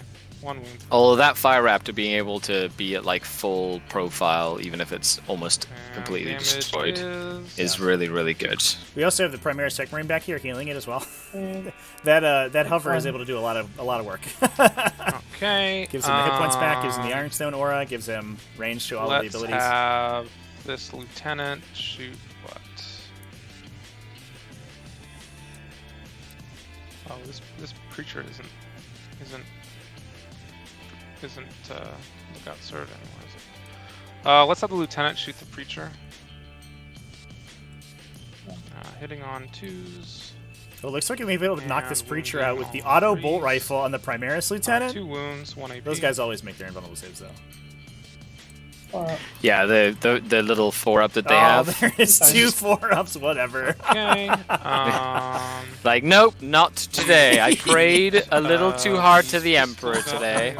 I am completely safe. Yeah. How is it that they always make the Rosaria save every time? It's like not even a question. You shoot at them, they're just gonna roll 4-ups. Don't even bother. Yeah. You need to go punch them or do something along those lines.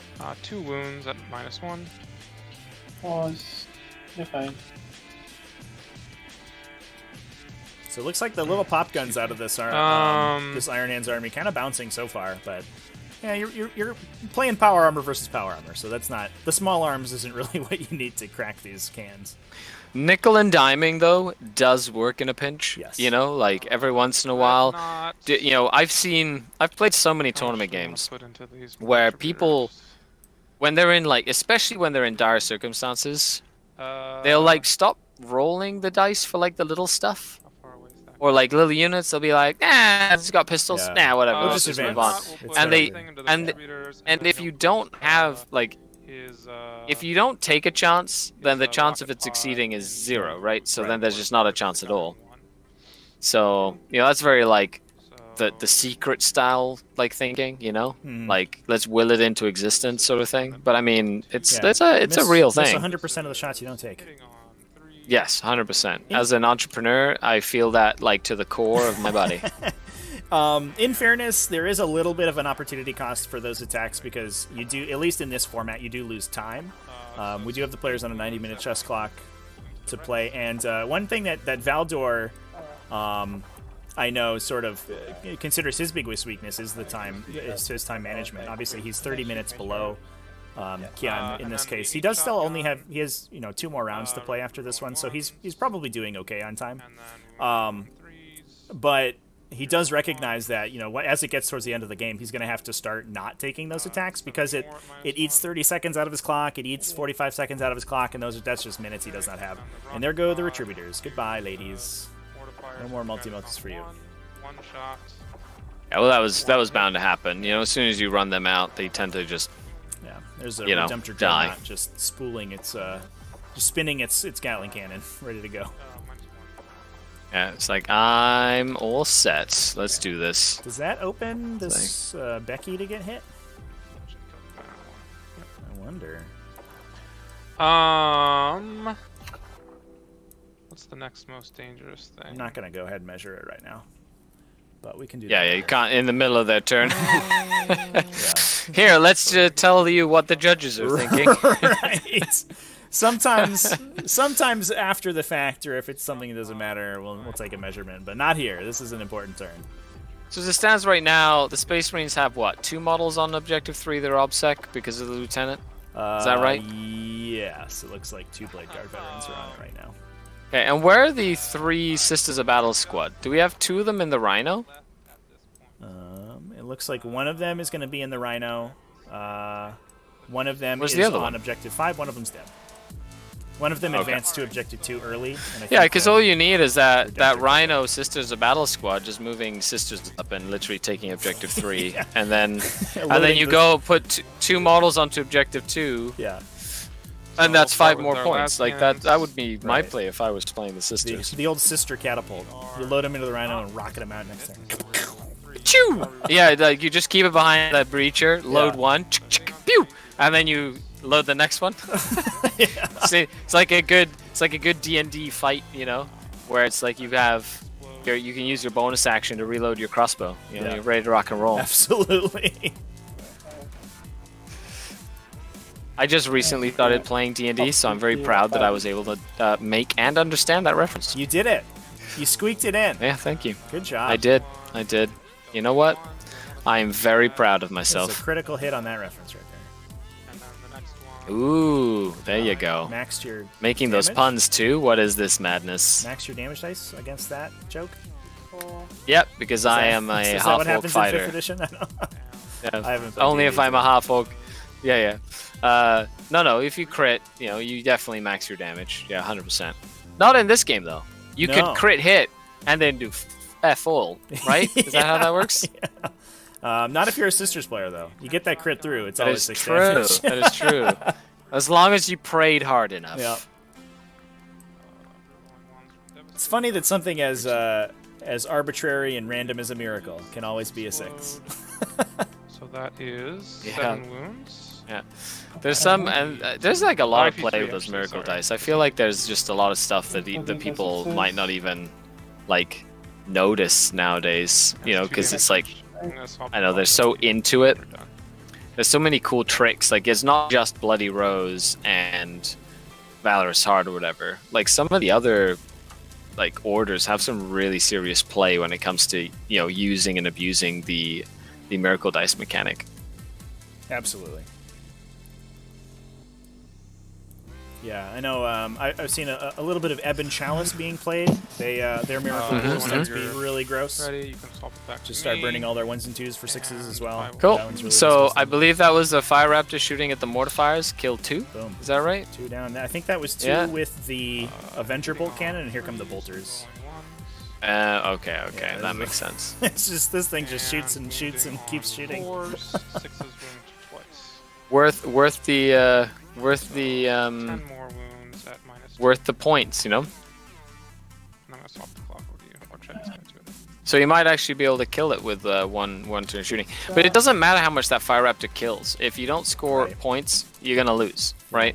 And in terms of scoring points, the Iron Hand right now is like not doing the best in terms of scoring points. So you can get tabled and still win in 9th edition. So that is Right, an that entire, is Okay, a- and entire then mortifier unit off the lastly, table. we've got the tank. Well, I guess I was wrong, The tank okay? will I put was all of wrong, its and shots Fire Raptor into is like something that's being an dangerous and absolute not boss this mistakes. game. The tank's gonna. Yeah, so I think Reach? Valdor's really his path to victory here is to hope that So this the Fire Magic Raptor Fire can improves kind your of invul, right? kind of victory lap the Yeah, table creature gives you and extra attacks, clear is that everything correct? that could potentially Mhm. threaten objective 3. I think he's kind of written off That should be objective a 2, Magic but Fire. objective 3 is the way he's going to Magic Fire's score not screened. his holds and hopefully in later turns his hold more as if he's able to kill some of these So you know it more gets 6 outspread shots. sisters units. Yep. That's going to make it a tight game. These Zephyrim represent a lot of bodies on the table that are, going to be fighting over these objectives and have a really good profile at killing Blade Guard veterans, let me tell you. They also are very, very survivable when they're around Celestine. Absolutely. Having a 5-up invulnerable save plus Celestine is no joke when you want to stay alive, especially in a game like this where it's going to come down to staying alive. And, Yep. the charge phase, my Dreadnought will charge. that's your the shooting. Adepta. Only down to 3 mortifiers on the table. A bunch of characters all by themselves. Looks like we knocked out the Imagifier after those mortifiers died, so that's a big deal. 5 attacks. I Yep. think that was our Book of St. Lucius on Litanies of 3s, Faith girl, is that right? rerolling ones, Trying to hit them where it just the Book of hurts, St. Lucius. so rerolling trying to hit ones, them where it hurts, which is completely and utterly saves, perfectly fine. Yeah. This turn is taking a little bit of time for Valdor, down to 25 minutes. He's got to squeeze in two 12-ish minute turns here in order to I mean, yeah, complete the game in time. and I will swap the I have a clock sneaking and- suspicion that Valdor's actually not used to having this much left on the table after his second turn. Usually the Redemptor Dreadnought or the Stalker gets killed by something. Maybe the Devastators get wiped out, but they're on the table still shooting. He's got a lot of attacks to resolve. Maybe it was literally what the Sisters of Battle player was hoping would happen. That is a, you know, it's a legitimate strategy. Just forcing your opponent to make required attacks does slowly bleed their time, and 90 minutes is a long time. It's not always a particularly reliable strategy, but it does mean it is, you know, a path to victory if you need it. Definitely.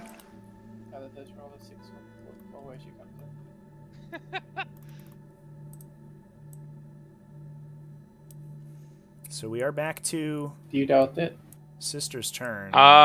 Should have scored 10 primary, right? I have no idea. Oh, are we going for the charge with Yeah, Celestine? let's do it. Don't do it. We'll die to Overwatch. What are you doing? I've got just enough CP for the Uber Overwatch. Valdor pointing. There you go. Uber Overwatch. The Boom. Overwatch. Check a boom. Eat bolt gun! One of the secret strategies for this Fire Raptor list. A lot of times you look at an aircraft and you go, okay, it's gonna deal a bunch of damage to me, but eventually, unless it remains in hover mode the entire game, it's gonna have to move up the table at some point. And at that point, I'll get it with my chargers. My Vanguard veterans will get in there. My Smash Captains, my Saint Celestine, my Flying Hive Tyrants, all my big flying characters, they're gonna shoot it down. And then he blows 3 CP. He drops the superior or optimal repulsion doctrines plus Overwatch.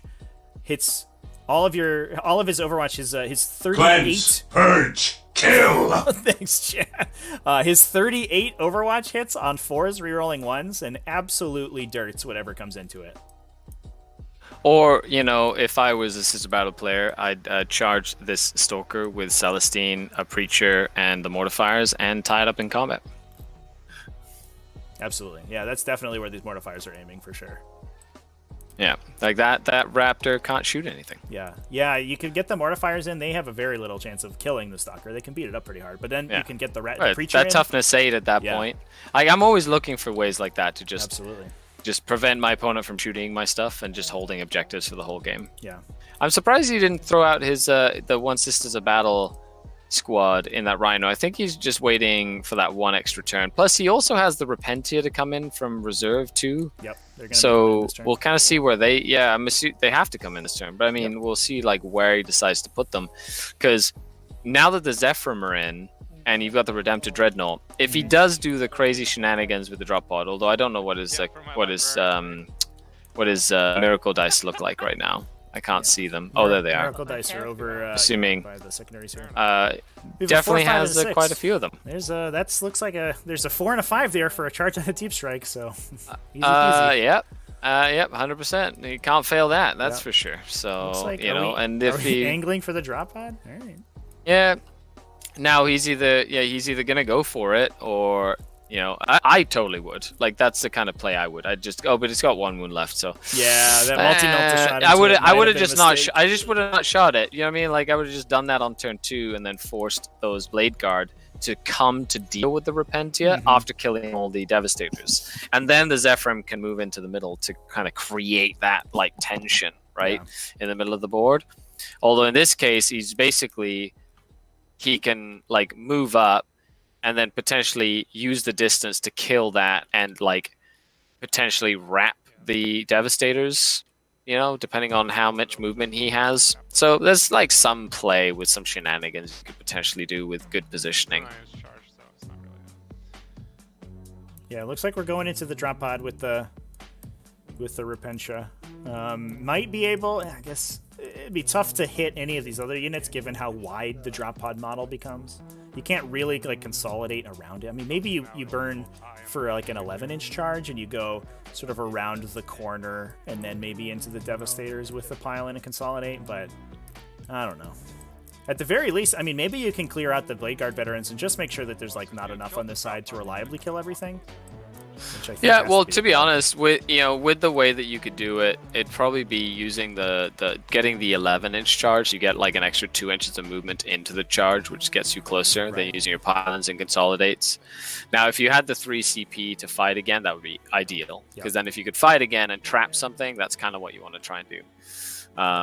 Yeah. However, Yeah, so it's looking to me like the Zephyrim are going to come in on the Blade Guard veterans. We have 1 CP to give them +1 to wound, so I think there is a very significant chance that they kill the Blade Guard veteran squad. We have Becky over here who can charge into the Vanguard veterans. That's not a very good interrupt if Valdor wants to burn that CP to swing at her. And she can clear that squad off. And you're down to just a Redemptor in that center area, which is... It's going to kill a lot of Zephyrim, and it's going to kill a lot of Repentia, but I don't know if it's going to kill a lot of Zephyrim and a lot of Repentia all together in one turn, which is what it would need to do. So I think the threat overload on the center objective may be too much for the Space Marines, but we'll see how this turn goes. yeah. Color's gonna shoot your Librarian. Yep. Actually, she'll shoot your plan. Sure. Hits. There's also this little piece of technology here that we may have forgotten about, Skari. There's a Calidus Assassin attacking the Librarian right now. Well, let's just say that if I was an assassin, I would definitely want to have people forget who and where I am. The assassin's So did doing we her job totally well. just did we totally forget the Calidus? Yes, we did. Good, good. Yeah, That's exactly what the Calidus wanted. That's it was a change just there. preying. Yeah, it was preying on our killing that Librarian. It's a big deal, It's a all of a big sudden that deal. Raptor gunship, that sort Yeah. of thing, and then it can literally go around just murdering stuff like that. Calidus Assassin in that flank, like, oh man, that's just I love it. Yeah, like I love it. there's so many little annoying units. I mean, this is the strength of Sororitas. Like all of their units are hyper dangerous, regardless of who they are. If they're a cannon, Yeah. just a Canoness, even this preacher is a bunch of a chainsword attacks. Like, Yeah. and you have to deal with all of them right now because otherwise the rest of them are going to sink in and deal like a billion damage. Looks like there's a Vanguard veteran going down to maybe Celestine's Flamer. I think just hit him. Yeah, that would make sense. And then the Canna seems like she's going to be bouncing up into the Vanguard to kill the fast-moving unit, right? Yeah. So it's very like I can see that the Sisters of Battle player is right now. This turn is a key turn because first of all, I don't think you can really you can't stop the Blade Guard veterans from taking Objective 3 if you don't have OBSEC, right? Like there's no way, and there's nothing that's OBSEC there, so you can't really stop them from taking Objective 3. You can stop them from taking Objective 2, which then lowers their primary point to 10 points. Right. But what it has done is it's set up the Sisters of Battle to have a good turn 4, turn 5. Right. Because if you can... Oh, I believe there you have a question for you.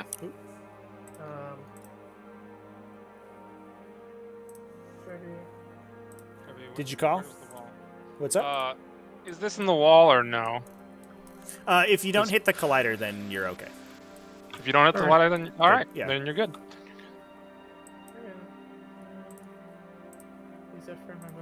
Just a question about the terrain rules.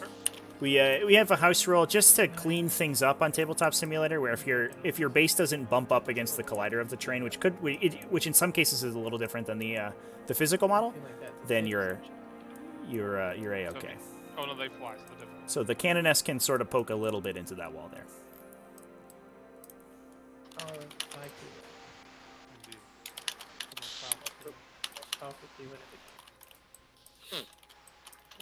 Calidus into your Librarian. All right, we're doing all the charges. So Canoness has gotten into the Vanguard veterans. Zephyrim have gotten into the Blade Guard. Did you already CP the Canoness's charge? No, she has two. Oh, she rerolled from her Warlord trait. That's right. Yeah. And the Calidus with a CP was able to get into the Librarian. I had my pick. Did the Callus not do any mortals with its flamer? No, she whiffed at the flamer. Unfortunately, there may have been a line of play where if the Khalid has killed the librarian in the shooting phase, the mortifiers could turn around and actually use their bolt guns on the fire raptor effectively, because at that point it would no longer be iron-stoned. But what did the mortifiers shoot at? It's it's a really good question. I'm not sure. Oh, the Devastators. They just nuked them. Yeah, we killed the Devastators. There was also potentially makes sense. if or you some could flamers and stuff. If you could cheekily pick off the one wound on the drop pod with something, I think the Zephyrim advanced, so not with their guns, but I don't know if you have any other guns anywhere else. But if you could pick off the drop pod, the mortifiers could have sunk into the Primaris Lieutenant, because I believe he's only being screened by the drop pod. That would have been cute, but I don't think that there was anything in range. No, not for shooting, really. Sure. Although I like the pin here. Like, he's not relying on doing like a lot of damage. He's just making sure that now he puts enough pressure on the Iron Hands that the Iron Hands are going to be split up all over the place. Yeah. And Space Marines don't like having to like basically split up everywhere. You know what I mean? Like, he's definitely using those 11, as I said, and he's going to try use that drop pod to sling himself around to really threaten Objective 1. Yep. So now the Fire Raptor gunship has like, he can either start going to clear those objectives. At that point, it's too close, or he has to go back and safeguard his Objective 1. So what the Sister Battle player has effectively done is given the Iron Hand player a dilemma. And I much prefer dilemmas than problems. Problems can be solved. Dilemmas is you pick the best of the two worst case scenarios, right? Or the worst case scenarios. So all in all, smart, and I like it. Yeah, I think that's all the charges, right? Yeah. Okay, so and that was my long-winded answer to that. How much damage does her weapon do? It's 2 damage, and she has 5 attacks. Yeah, she's not gonna bother. We'll see what happens. Go ahead. We die. Yeah, it's a good call, chat. I'm just gonna check in with the players for her on the CP expenditure. 2 damage each. Hey, quick question: Did we advance with the Zephyrim this turn? No. Oh, they just moved 12. Yeah, Okay. They were from here. Cool. Sure. So 2. All right, there you go, chat. Looks like the Zephyrim did not indeed to advance. Yeah. Yep. I thought it was -4. Nope. No, it's -3. That's right. Nope. Yeah, I thought that they had advanced too, chat, but it looks like I think we go. measured an advance for them, but Kian ended up electing not to roll it and just move them 12. Okay. I was sort of expecting the advance, but I'm not going to, but I want. ooh, looks like the Khalid has bounced off the Librarian. That's Are you going awkward. to- Ooh. Well, it happens, you know. Sometimes there's nothing you can do about it. But it does mean that the Librarian, like, if the Librarian falls back, there's no psychic powers. You know what I mean? Like it does impact gameplay quite definitely.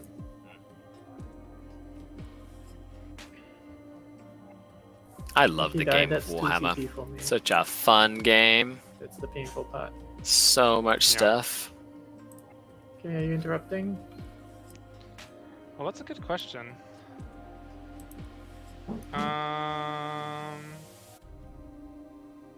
We save a lot on these Blade Guard if we interrupt.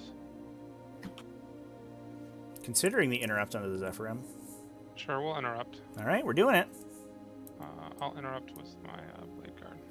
Well, you know, and at that point, if you're strapped for, like, and you need to make sure that happens, you know, those CP are there as a resource. You know, like, CP in the bank at the end of the game doesn't help you. Yeah, Chad, a little surprised at this turn of events. Can't really imagine that. I can't really say that I'm not also surprised. Starting with the Zephyrim seems like it makes sense. Because if the Blade Guard do end up, you know, spiking and killing that unit, could we Mercy his weakness then too? That could get real brutal. At the same time, it could be a ploy to try and like get command points spent, right, bleed because those CP you know, out. like for later in the game, because you know there were like having 0 to 3 CP does feel like a mountain to climb, especially late game. So sometimes, you know, I've done it before where I will actively make plays where I can go, hey, you know what? I'm going to attack with the unit that I don't want to attack with first to sort of encourage you subtly to interrupt and use your CP, even if it does cost me a little bit more units. I'm tactically making you use resources, right? Yeah. We are using the Mercy as weakness for exploding 6s to wound. We have rerolling 1s to wound thanks to the Primaris Lieutenant. And that's 2 extra wounds. This may be a dead Zephyrim unit. Look at those invulnerable saves, though. Get out of here, Space And if Marines. Celestine would be close, like Celestine would have just meant that unit would have been that unit would have been fine, like just 5. Yeah. Like one lives, which is fine, but I don't think Iron Hands have a fullback in charge strap. They sure don't. Yeah. And does he have a 1 for Miracle? No, have 4.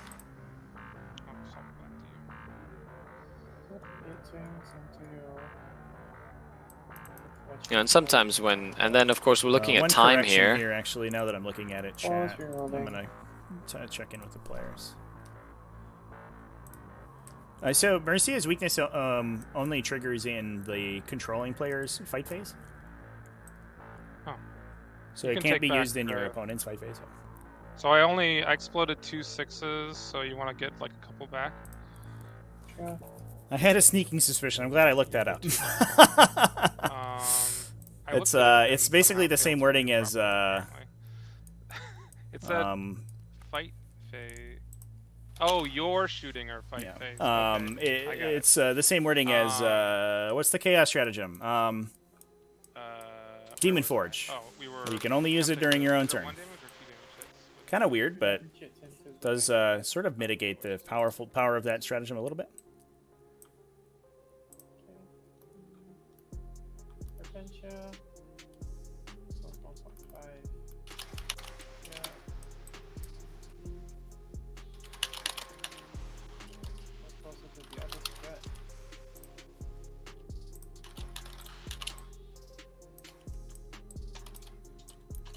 Alright, looks like down to 3 Zephyrim on the center objective. Bladeguard's still holding it, obviously.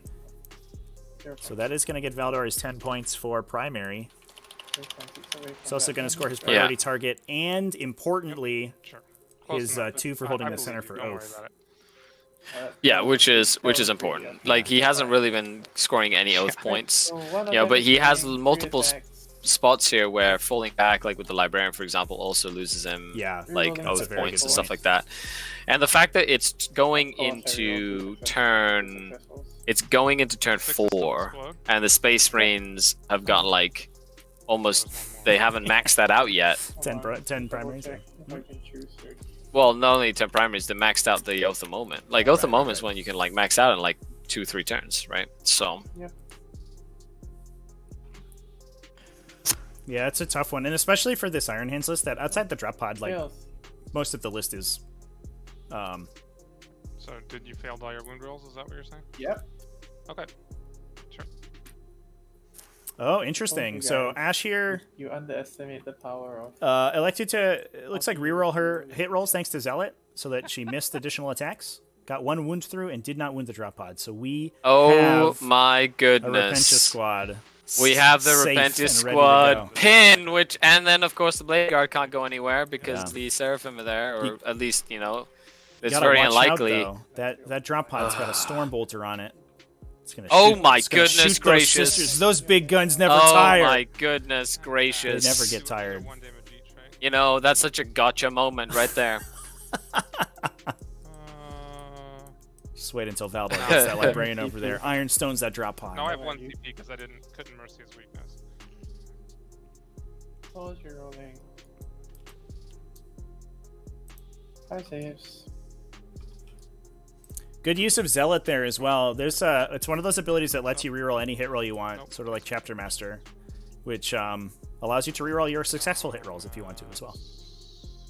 Not something that everyone picks up on, which is an interesting one. Although I have seen it come into play a couple times in situations like this. Well, also we're obsessed. It's like one of those rules, like for example, and this is for all of you in chat. You don't have to take the best save that you have. Yes. Right? You can take any save you want, I did that the other day. I was playing against a Death Guard player, and I had some racks that were in a protracted combat with a unit of Blight Lord Terminators, very much destined to die. However, a Death Guard Terminator Lord came in, swiped them all with a giant cleaver thing, and I decided to take my armor saves instead of my invulnerable saves and failed them all, and they all died, and I only had 2 or 3 left that were fearless at that point. But killing them allowed me to get all the Death Shroud out of combat. Right? You don't have to take good save. You can, if you want to sacrifice your models, that's totally and utterly fine. Absolutely. Yeah, and one thing we've seen, Liam Bissell, a Harlequin player, in Group 3, who has advanced right now out of that group. He is a master at making his own units die. Playing Harlequins, it's really easy, right? Because you have a 6+ armor save and then also your 4+ invulnerable save that everyone's scared of. But sometimes you just you just don't want to use your little hollow field, and you just want to directly block the bullet with your face. And he's really good at removing his models, when they're in range to be charged, or in range, to give your opponent additional movement, for example, and he'll just remove them in the shooting phase if he needs them to die. And situations like that, That where was you a can... very... it's so but little plays like that, really determine the pros from the no pros, right? Just a play like that, using your zealot to miss, to not kill a drop pod that is on 1 wound, so that the Iron Hand player cannot and will not shoot your Repentia, to then murder it in their turn, be free, and then go out and murder the objective and essentially win the game on primary points, right? Because they physically can't hold their priority objective at that point. Yeah. Right? It's excellent play. Very nicely done. So it looks like swings back. We're back to Valdor's turn. Punked the Calidus Assassin for 2 wounds, but that's about it. And I think the Zephyrim stick around. Well, morale is not as restrictive as it used to be. Absolutely. If you have 2 or 3 models in a unit, it doesn't matter if the unit lost 50 models. You might still have 1 or 2 left, right? Yep. And it makes you being able to have larger units and go in and be more aggressive with stuff a lot easier than an 8th, where if you lost a lot of models in a single turn, they were all dead, right? It just means your units get to participate for longer.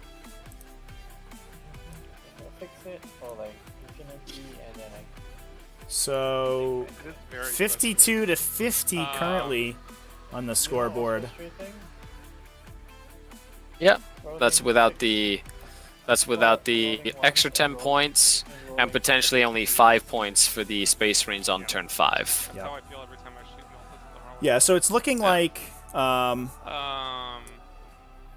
all reality, Valdor will probably be able to either max or get very close to maxing his Assassinate this turn. If he falls back with the Stalker, potentially uses the Gunship to try to knock out the Preacher and or Celestine, at least force her to respawn.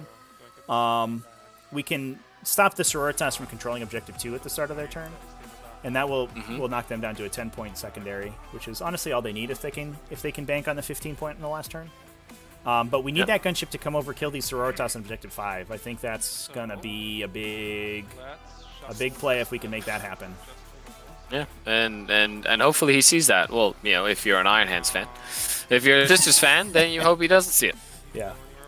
Then again, what other threats do you have? The Mortifiers. He might be wanting to kill the Mortifiers, or he might be wanting to kill the Rhino to then crack open and then spend his last turn killing one of the 2 units in those objectives, right? Because if he doesn't kill that Rhino, that the aircraft, it might contest the objective, but it's not going to take it, right? Absolutely. Yeah, that's a big downside of aircraft in this game, where primary objectives are so important. This aircraft could be your last model standing. It could be really important. A really difficult model to kill, super powerful, able to put out an immense amount of damage. And if it can't control objectives, a lot of times it doesn't matter, especially because it takes up 20% of your army. I could try to kill you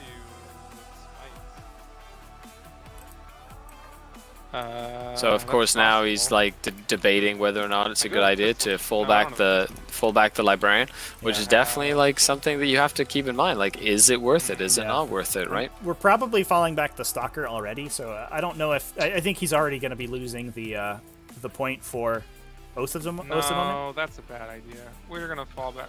They don't have a strat to chase you when you fall back, do you? Good question to ask though. Yeah. They don't have a strat, you know. That's some armies do. The Like Eversor Harlequins.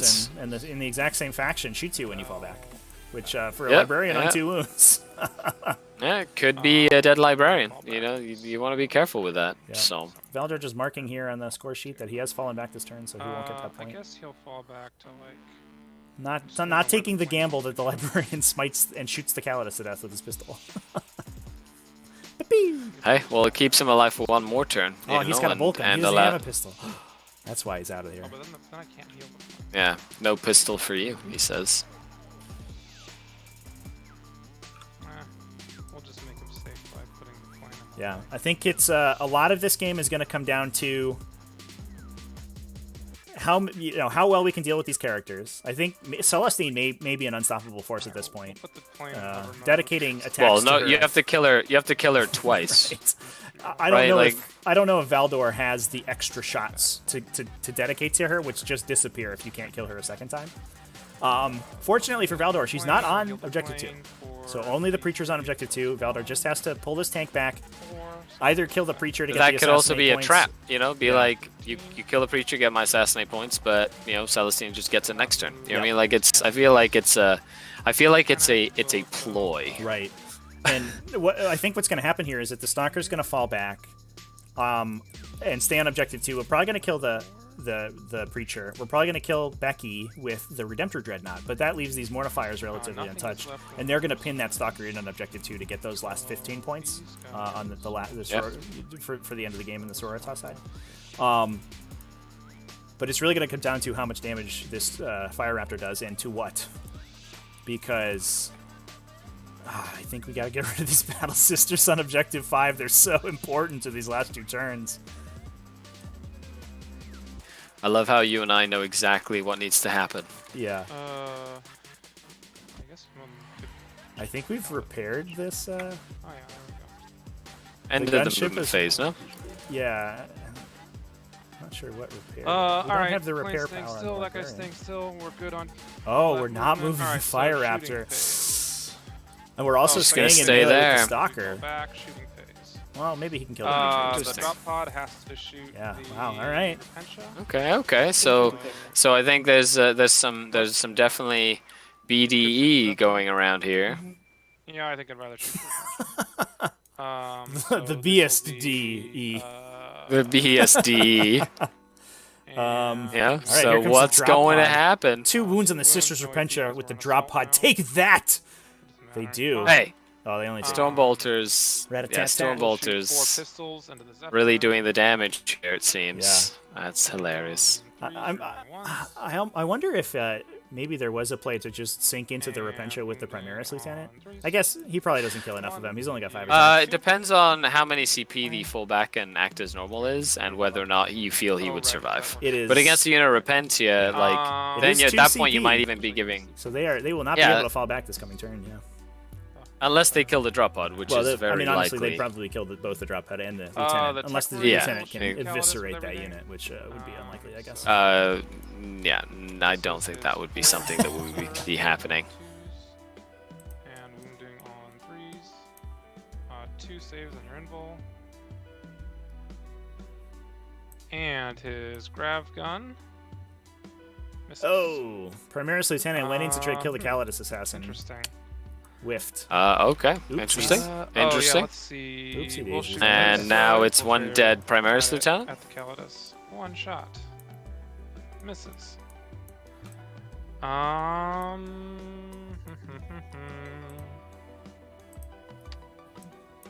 Alright, how are we splitting fire? 3. Maybe we just shoot everything at that thing? Oh, that's a terrible idea. Sometimes splitting fire is the terrible idea. Does this Dreadnought have other options? We can Yeah, see I those think the guys. Dreadnought just needs to get rid of this Canoness, honestly. Like you've said in the past, Skari, these sisters characters are just so difficult to get rid of. She's got a 4+ invulnerable save. She's got a Miracle Dice in the bank and a 2 she can get rid of for Moment of Grace. So you need to sink essentially, 7 failed saves onto that Canoness in order to kill her. Which is a little I've been tough. on the receiving end of that, where I was like, "Oh yeah, I've got this gun here. This gun should be enough to kill. This gun should be enough to kill the two the two multi-Meltar ladies that I need to kill." Was that enough? No, because one was like, "Oh, I have a 5-up invul save, and now I'm going to auto pass it." And then I I rolled a 3. Oh, I'm just gonna get rid of 2 Miracle Dice and make it a 5, and now they're alive. And you're like, "Oh, for crying out loud!" So I learned the hard way that Moment of Grace is definitely something that you cannot take lightly. It is annoying and will win you games as a Sisters of Battle player. 10, and then wounding on 3s. 9 saves. Looks like one set of heavy bolters from the Fire Raptor going to the Calidus. Eviscerates. Well, you need to kill the Calidus. Yeah, 100%. Into Becky. Into tiny. Into red goop. Yeah, tiny red. But at what cost? Big shot going into Becky. 8 wounds on her. Oh, she fails a bunch. All right, well there you go. That's one way to get rid of her. Just overload that invulnerable save. I would be able to generate a shit ton of CP this time. These are las cannons into the mortifiers. Continuing to shoot into the mortifiers. That is 2 additional points on Assassinate. Looks like we're aiming at maxing that Assassinate for Valdor. Sometimes not a great option against Sororitas, because they can protect their characters with their sort of multi-layers of multiple small units so well. But when you're kind of you're forcing them to sort of this aggressive playstyle where they have to come across the board at you to deal with this, 34 heavy bolters that coming at you every turn. You can eventually pick them off, and especially given that the Fire Raptor can split fire so effectively, as we just saw. At the same time, though, like, it's really good, but once again, Sisters of Battle getting another 10 points for primary. There's nothing that the Space Marine players can be able to do to affect that in any way, shape, or form. 2 more mortifiers down. I will mention as well, the mortifiers are a little bit of a detriment on the sister side as well, because they're really easy vehicle kills for Oaths of Moment. So like you can reliably get that 1 point almost every turn for that. 2 damage each, right? Yeah, makes sense. Believe me, I had a bunch of Venoms, so I know how that is. Oh, and there goes the last mortifier. Okay, mortifier's down. Ooh. Yeah, but at this point in the game, it doesn't matter. Like, it really doesn't matter, because positionally, the sisters are in just a great position to almost be able to have the Space Marine player score 0 primary points. They'll make the Space Marine player score 5 primary points, right? If they kill everybody on objective 1 with the Repentia, which is going to be a potential yes, right? Celestine can go back they're not holding objective 2, nothing there. Yeah. He might die, but they might not. And then he has a layer of Sororitas in that Rhino, which can potentially either stay there and at least get him 5 points for primary, right? Yeah. Or like, what else are you gonna do? Like, in primary wise, I don't see the Space Marines coming back just in primary points. Yeah. Chat, there is a fallback and act as normal strat for Sisters, but it is 2 CP, so it's off the table currently for Ash. What? Yeah, but it just needs to kill the drop pod, basically. I just swapped it because it's your turn to fight. Oh, you were waiting. I thought you were deciding to charge. No. I was telling that you could fight. Okay, Celestine into Stalker. Are you? Oh, okay, sure. Oh, I guess the stalker might kill the preacher. So fair enough. I mean, like with it from a dead and they're not doing any damage. Fair enough. 2 Nice. saves. And damage. 2 damage each, right? Well, Stalker, take another 3 wounds. almost dead, but still alive, and then that tech brain could just come in and like. That guy They were not has the charged most this obscene turn, melee profile so for just like a backline support character. The Primaris Tech Marines, I was surprised at how much damage that does. It was Right? crazy. Yeah, he's got Yeah. a 3 damage Innis, sling. the first time I played against Yeah. it was against Innis. Had like mecha tendrils and like, how many attacks does this thing have? Yeah. That's like 8 You swing attacks 8 for this one little times? dude. I'm like, Oh my god. that's not the Tech Marine I remember from back in the day. Yeah. It was like 2 attacks. you Yeah, know? here's my two -1 to hit server arms. Got him. Yeah. Yeah, this guy, I mean, Valdor in the past has been sort of toying around with, like, just throwing an Imperium sword on this guy if you're not using it elsewhere. So he comes in with, like, 9 attacks at +1 strength. That guy can fight for your backline pretty well. If somebody brings in those little deploy scrambler units to come, like, try to tie up your tanks or whatever, that Tech Marine will just kill them. This Yeah. It's got a It's great bunch little of 2 damage backfield. guns, 4 2-damage shots in the shooting phase as well.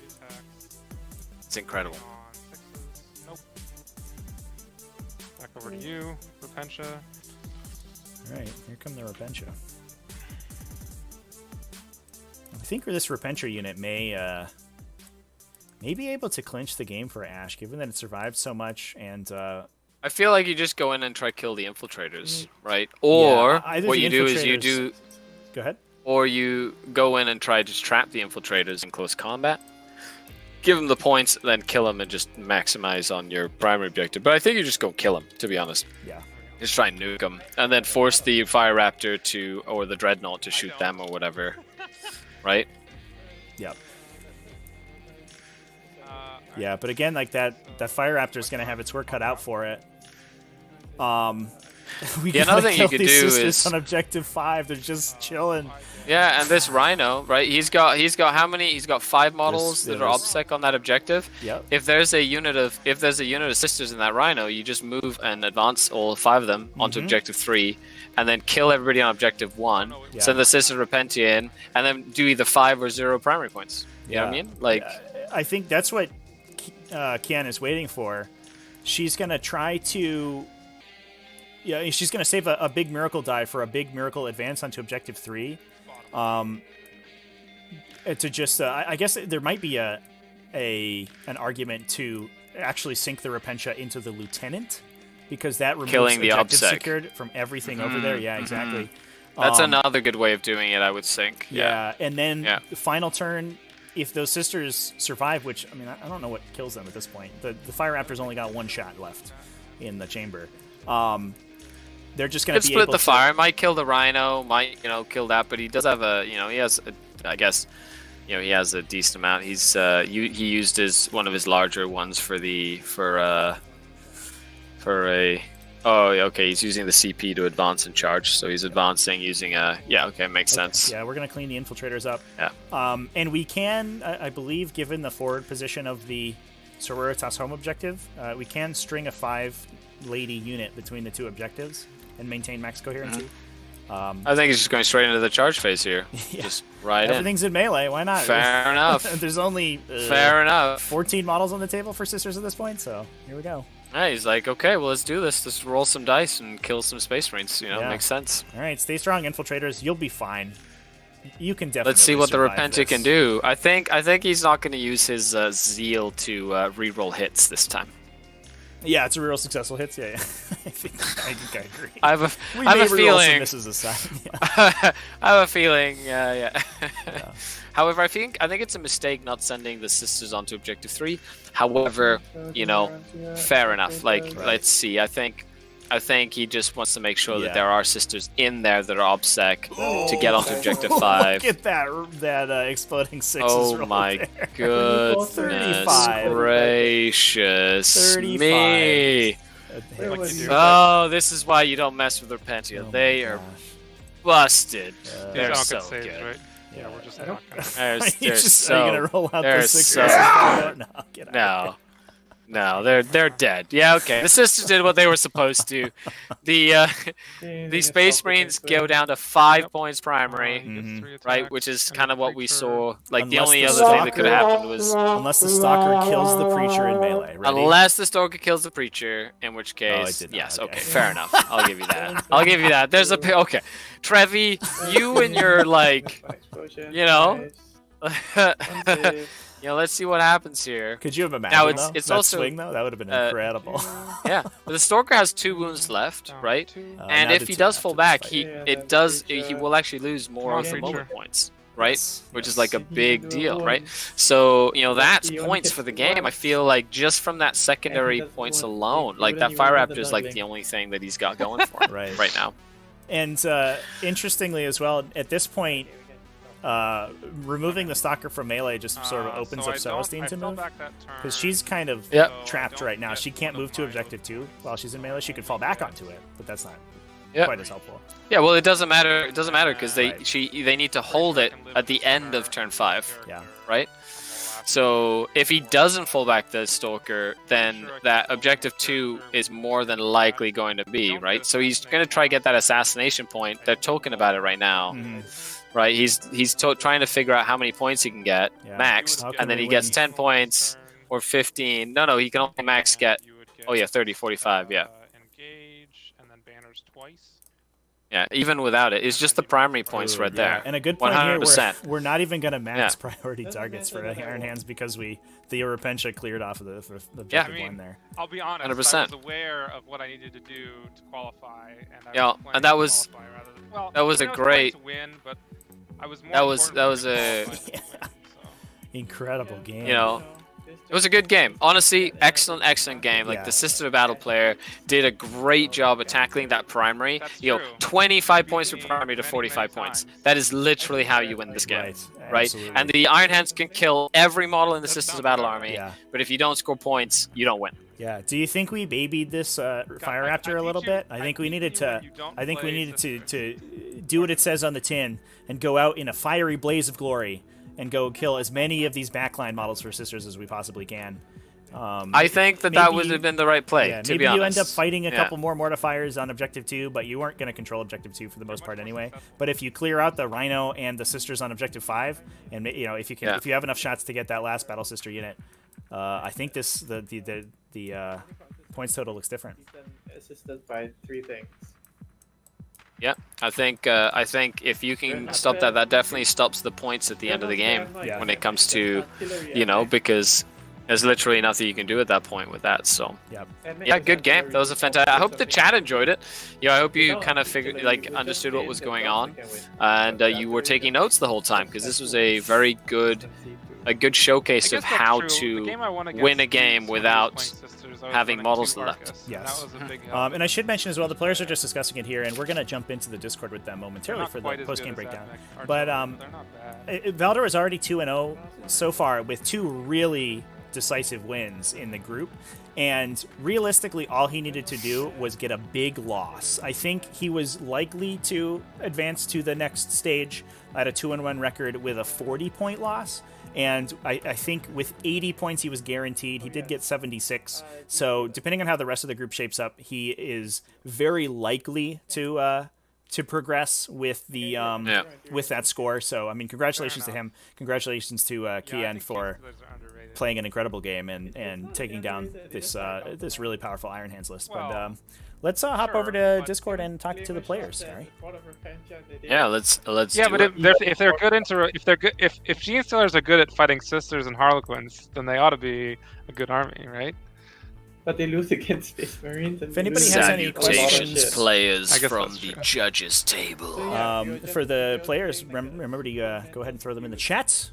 We'll talk thing about them. like 10 sisters and 10, like a 24% thing was like 10 sisters and 10 Harlequins players and 3 miscellaneous, and you picked Gene Stealers. You have a good shot of going 5-0. Yeah. But if you're playing in a standard meta where there's like out of 24 players, there's 10 Space Marines, 2 Custodies. Yeah. If you include like other stuff, yeah, for sure. It's usually about 25% around in our circles, so to speak. But if you add in custodies and other similar things, it's probably higher. Yeah, so Gene Stealers, like, they play well into the top of the meta, and then they crumple against everything that's not at the very, very top of the meta. So. Yeah. Questions from the chat, maybe? Yeah, absolutely. That was Yeah, for sure, 100%. Great game. Super good game. Congratulations to both of you. Awesome. Yeah, we did have some questions from the chat. A very disappointing salad asking Valdor, Fire Raptor's decision, comma, why? Question mark. What's up with that? Can you talk about your Fire Raptor pick here, Valdor? Okay. So the theory with the Fire Raptor is, I mean, Ash is a little bit too good to get caught by this, but basically the theory is that if they expose the Rhino that has their Retributors in it to the drop pod, then the drop pod Devastators kill the Rhino, and then the plane kills everything else. And then once the Retributors are dead, there isn't anything really to deal with the plane. Because especially with the Ironstone, putting the heavy bolters down to 1 damage, they're just... it's too difficult to deal with. For sure. And then it just, as we saw in my game against Admech, like, if it lives, it just... The Melta shots into it were just a touch below average, victory laps and around. that was enough. Yeah. Shuma wants to know if you think that you will, assuming that you get through, which it looks like it's very likely that you're going to progress to the next stage. I mathed it out. It is confirmed at this point. Okay, well, there you go. I needed to not lose by 40 points, and I lost by 23? No. 17. 17. Yes, that's how math works. I'm good at math. Don't worry about it. Shuma asking if you think that the Fire Raptor is good enough to submit to the elimination stage as well. I think it's bad against Death Guard, like really bad. And if anyone swaps into Death Guard, it's a disaster. So I'll think about it, but to some extent it was a pick based on what I thought my group was going to play. I should have not taken the las cannons. That was dumb of me. Not to mention they cost more points than I thought they did. But anyways, it was very well equipped to deal with the armies I thought I would be facing. In the elimination stage, it's going to be a different set of people. So the Fire Raptor is useful. It is not like a slam dunk, I guess is what I would say. Like, it's worth considering, but it's not like an auto take by any means. Yeah. It's just one way to build an Iron Hands list. Yeah, it looks like instead of building the big Leviathan, you build it with a big plane, right? You know. Chad questioning a little bit about if its effectiveness into Death Guard. That's just because it has 34. 34 of its attacks are 2 damage, right? And those are all mostly going to be negated. They're just all getting halved to 1 damage, and it's just. Yeah. And they're also only 1 AP, so like against their Terminators and stuff, it's only like it's 1 damage, and then it's not getting through their armor saves, and it's working on 4s as well. Yeah, it's not a good situation. And then Mortarion comes up and just bosses it, and I mean Mortarion bosses just about everything, but like unlike if Magnus charges the plane and I overwatch him on 4s, I think I have a chance of killing him. If Mortarion charges the plane and I overwatch him on 4s, it's not even gonna it probably won't even bracket him, and then he just kills the plane. So. So yesterday I played a game against Mortarion, Magnus, and Big Bird, and I jumped the guy, and he's not a bad player, so it was this list more or less. I just swapped out the colors with Reflectors for 0 CP because that was I'm guessing you killed the Mortarion with Retributors? Yeah. What a surprise, Yeah. And Magnus died to heavy bolters. What a shock. Yeah. That sounds about right. We have seen that the Magnus versus Heavy Bolter matchup in person, and it is it's not good. It's not good for Magnus. Yeah. Somebody asked 4 times why you didn't desperate break out the drop pod. And Yes. the answer to that, that Zinger is that it only has a 1 in 6 chance of going off because the drop pod is not eligible to move and therefore does not proceed to step 4, and it only auto explodes on step 5. Yeah, there's a clarification for that in our rules judgment section on the Discord. But yeah, essentially when you desperate break out a drop pod, you roll to see if it dies immediately per the desperate breakout stratagem. But since it's not eligible to be selected to move, it cannot then make the optional fallback.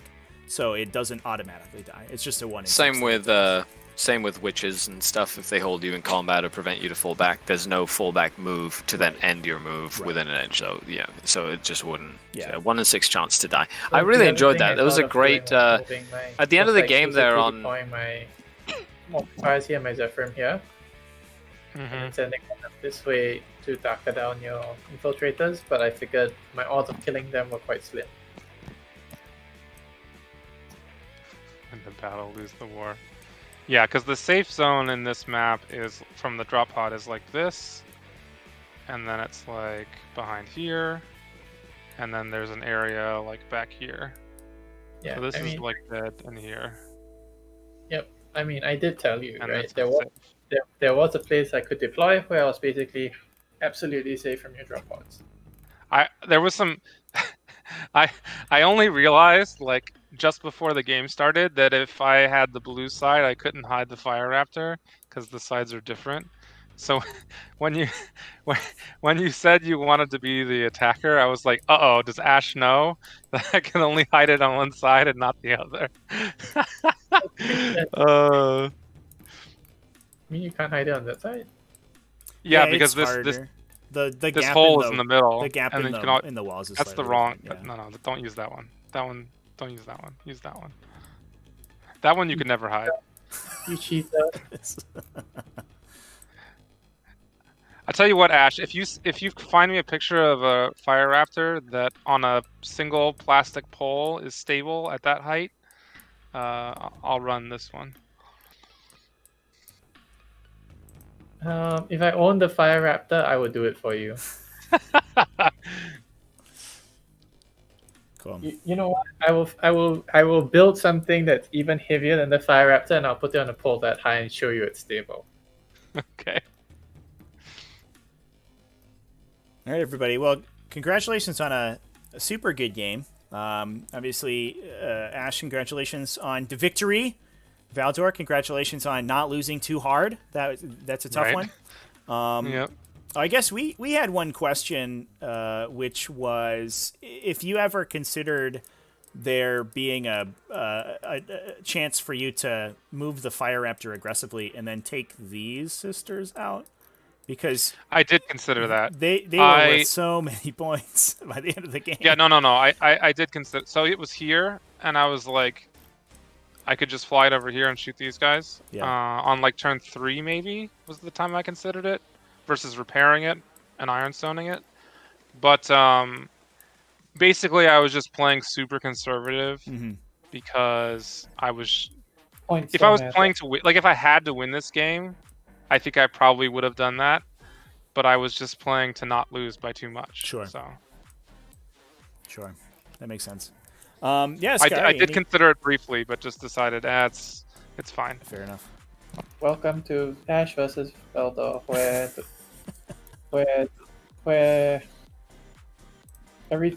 the dice are made up and the points don't matter. Well, the points do matter, but the result doesn't, I guess. Yeah, actually, yeah, technically. Skari, any final thoughts on that game? It was a great game. Ash, you played that very, very well, going for the primary jugular points and showcasing that you can lose your whole army and win, which is a very real thing in 9th edition. So, very nicely done. Disappointed that this means you won't get to see my DG and the limbs. Maybe we'll see if some Death Guard make it to the final stage. All I need to do is send somebody to assassinate Alex, the other one. Oh, the other one. Thank you. I appreciate that. No. You're too important. You just get your hand broken, so you can't play. Wow. All right. So TTS 40K, a lot more serious than I expected. Woo-hoo-hoo. One more question from chat about the first versus second. How did you two feel? Which place would you have rather played, first or second player for each of you? I think that. Oh, you can go first. In this game, Yes. this specific game, I'd rather have gone second. Against AdMech, I'd rather have gone first. Mm-hmm. Absolutely. Yeah, that makes sense. 100% I want to go first. Yeah. Yeah, first is very important against those the body blocking, the Cerberus Raiders and the Flyers all over the place. You got to take the table space before they do. That makes sense. This I one guess what I would. Yeah, this one I knew Valdor was gonna like just sit if he took first turn, and so I wanted it so I could. So because his first turn was basically casting one thing and moving on. Yep. So it was nothing happened. Nothing of consequence happened. Yeah. Yeah, I mean, what I would say is, I was pretty ambivalent, I guess I would say. I had a feeling that Ash wasn't going to give me any good targets, which is indeed what happened. But on the other hand, when you're going first, the reinforcements are coming down one turn later.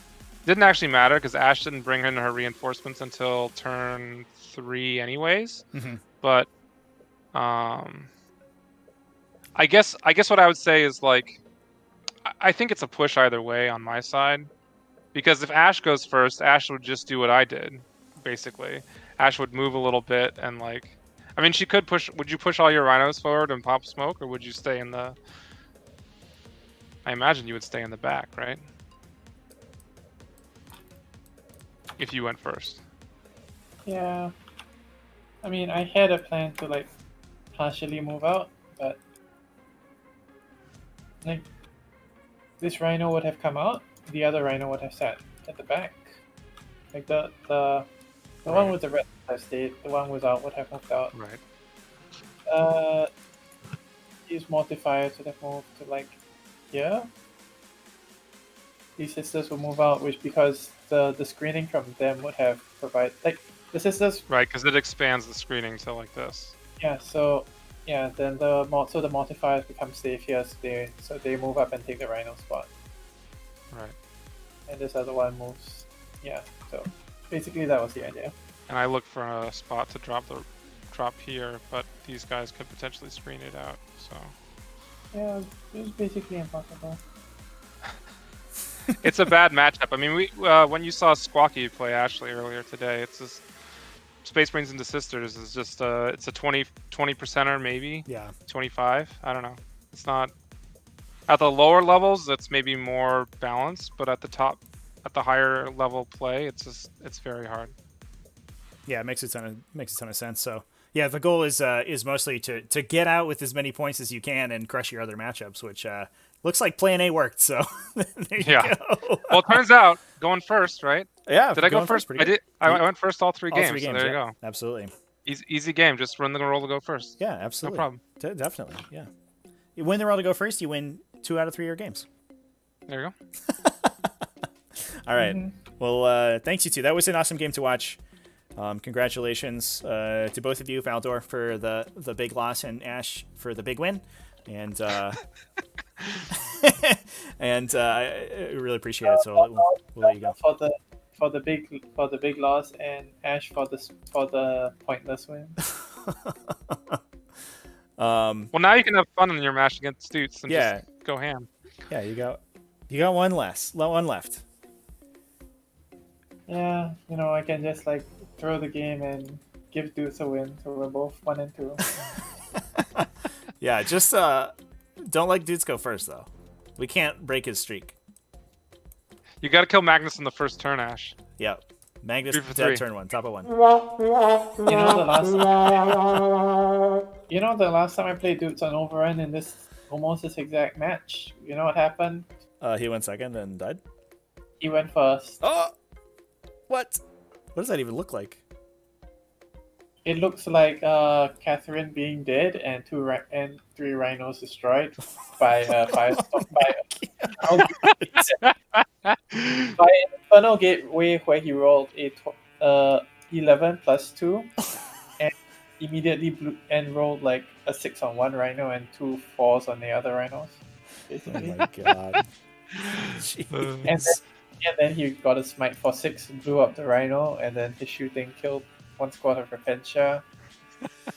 and then my other squads of Repentia both absolutely bounced off Magnus because 3-up Invalm. So this is why we don't let dudes go first, you know? Exactly. Keep Magnus in the corner. Yeah.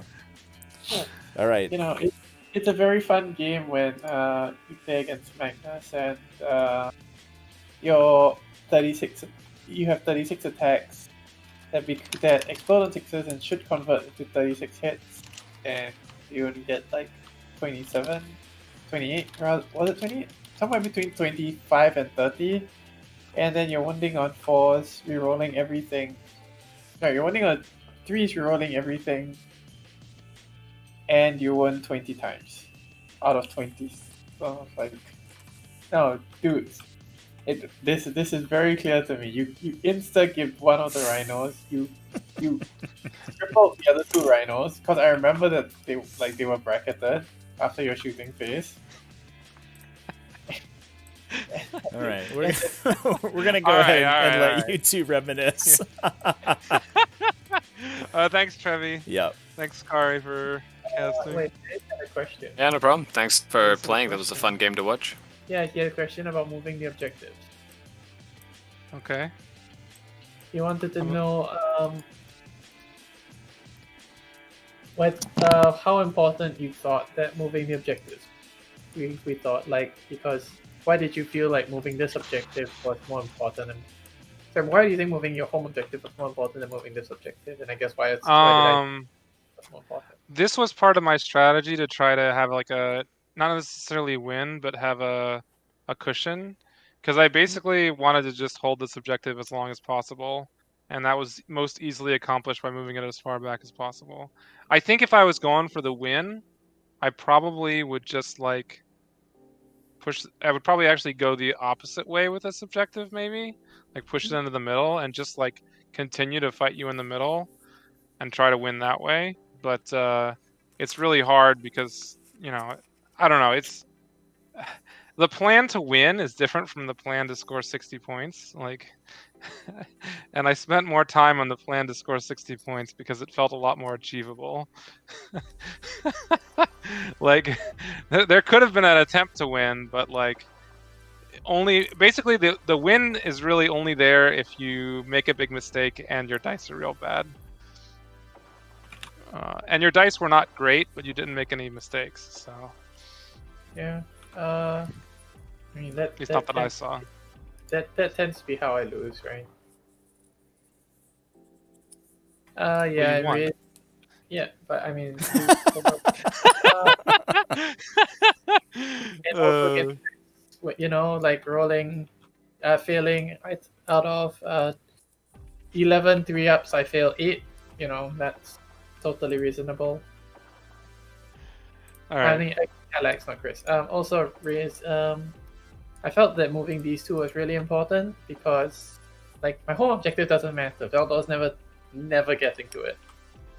Yeah, he could have moved it to here, and it wouldn't have mattered a whit. As long as there was a sliver on my half of the thing, could have cheated and moved it all the way here, and I would still have been fine. Yeah, is this a situation where maybe did Valdor move objective 5? I didn't catch that part of it. I moved the 2 non. Ash moved this one, and then I had to move this one, Yes. and then I could choose. I could choose to move 5. No, you moved your home objective first, and then I moved these 2. Right. Yeah. So I didn't have it. Right. Because my plan was to Gotcha. Yep. Yeah, so he moved the 2 home objectives, and I moved the 2 non-home objectives because this one needed to move into a defensive position. Yeah. Because I needed to guarantee the the 10 plus 10. So is this, in hindsight, is this maybe a situation where you push the objective in Ash's deployment zone back so that she can't quite as easily threaten the double score in the later game? Maybe? I mean, it's just gonna have a Rhino sitting on it, right? Like, or like Battle Sisters. I don't know. Like, it might be better. I was sort of autopiloting it a little bit. Sure. I don't know. It seems to me like having the opportunity to snag it, especially where it's the priority. Yeah. Like, I think if I had stuff in reserve, I would definitely want to put it in the corner because then you can like come in and like maybe get on it with some kind of deep striker, like if you're a Raven Guard. Or in fairness, like also if you send it backwards, if you have reserves, that means that they're incentivized to screen harder in the back corner. But if you push it forward with reserves, their screen in this back corner is harder for them. I guess that's a that's that's actually higher level play, I guess. That's actually actually I should say part of the reason I'm moving my objective back, not just to make it harder to come in and like charge it and take it, was also because I wanted to be able to stand on the objective and still screen out this corner with the infiltrators, because I had a situation before where I moved it to like right here, so it was like theoretically I want to hold these two. Yeah. But the problem was that like then I'm like having to string back way here, and it makes life difficult. It's easier to just like push it in the corner, stand on it with one guy, make them spend 8 turns to get to it or whatever, and then the Repentia are eventually going to get something's eventually going to kill everything that's on it. But again, it was a plan to minimize the loss, not necessarily to win. So. For sure. Okay, we're gonna go ahead and wrap it up there. But thanks you two for a super awesome game. Thanks, Trevi. Yeah, and Skari, if you're still on here, thanks for jumping on. Yeah, thanks for having me on. Really appreciate it. That was really fun, Trevi. Good laughs all around. Absolutely. Good 40K. It was great. Yes, indeed. All right. Good night, everybody. Thanks for tuning in with us. All right. So, we're going to go ahead and wrap this up there, chat. I think we'll go rating a little bit. Thanks everyone for watching, hanging out. Want to give us some shout outs to our sponsors before we wrap up the video. Obviously, Discount Games Incorporated gives you some good deals on Warhammer 40K stuff. They give you good old rebates on your 40K purchases if you order from them, which is pretty sweet. GameMat.eu makes all sorts of super good game mats, ostensibly neoprene play mats, also resin terrain, pre-painted as well, and 3D6 Wargaming, which makes gaming accessories, which are awesome. I want to thank everyone as well who supported the stream over the course. We had a couple new subscribers jump on. I really appreciate it. And the folks who have been over on Patreon at patreon.com/tacticaltortoise and over on our YouTube memberships have been awesome as well. Big thanks to everyone who've been supporting as we're doing all of this coverage. It really helps out the ability to make all this 40K content, which is cool. And we are, let's see, who's live today to be raided. Let's go find some Warhammer people. Sorry, everyone on YouTube. You're not going to see the raid, but that's okay. I appreciate you watching. All the same.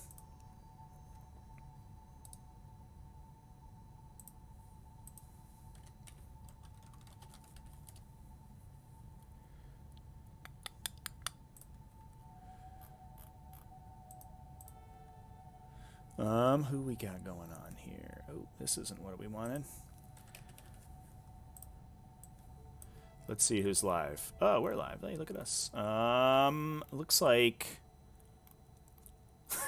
a Booze Fiend playing Necrons versus Salamanders. Also, John DeCron, Thursday Night Warhammer Escalation Campaign. Let's go ahead and raid some good old TTS here. Go ahead and throw them in the raid.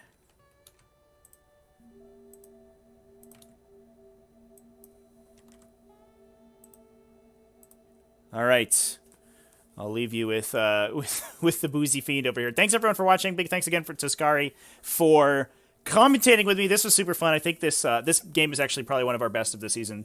I knew Valdor and Ash were going to bring the spice, and they certainly delivered. So big congratulations to both of them for a super awesome game. Thanks everyone for watching. I hope you enjoyed. I will be live again tomorrow evening. So basically same time tomorrow. That's going to be 8 p.m. Eastern Standard Time. And that is going to be, I'm going to pull up the schedule so I don't misspeak. Dan K versus Toothwire. So we're getting the last couple of games out of Pod 1, or Group 1, done. And that's going to be a good one. So tune in tomorrow, same time, same place for that game. And until then, enjoy this other TTS 40K.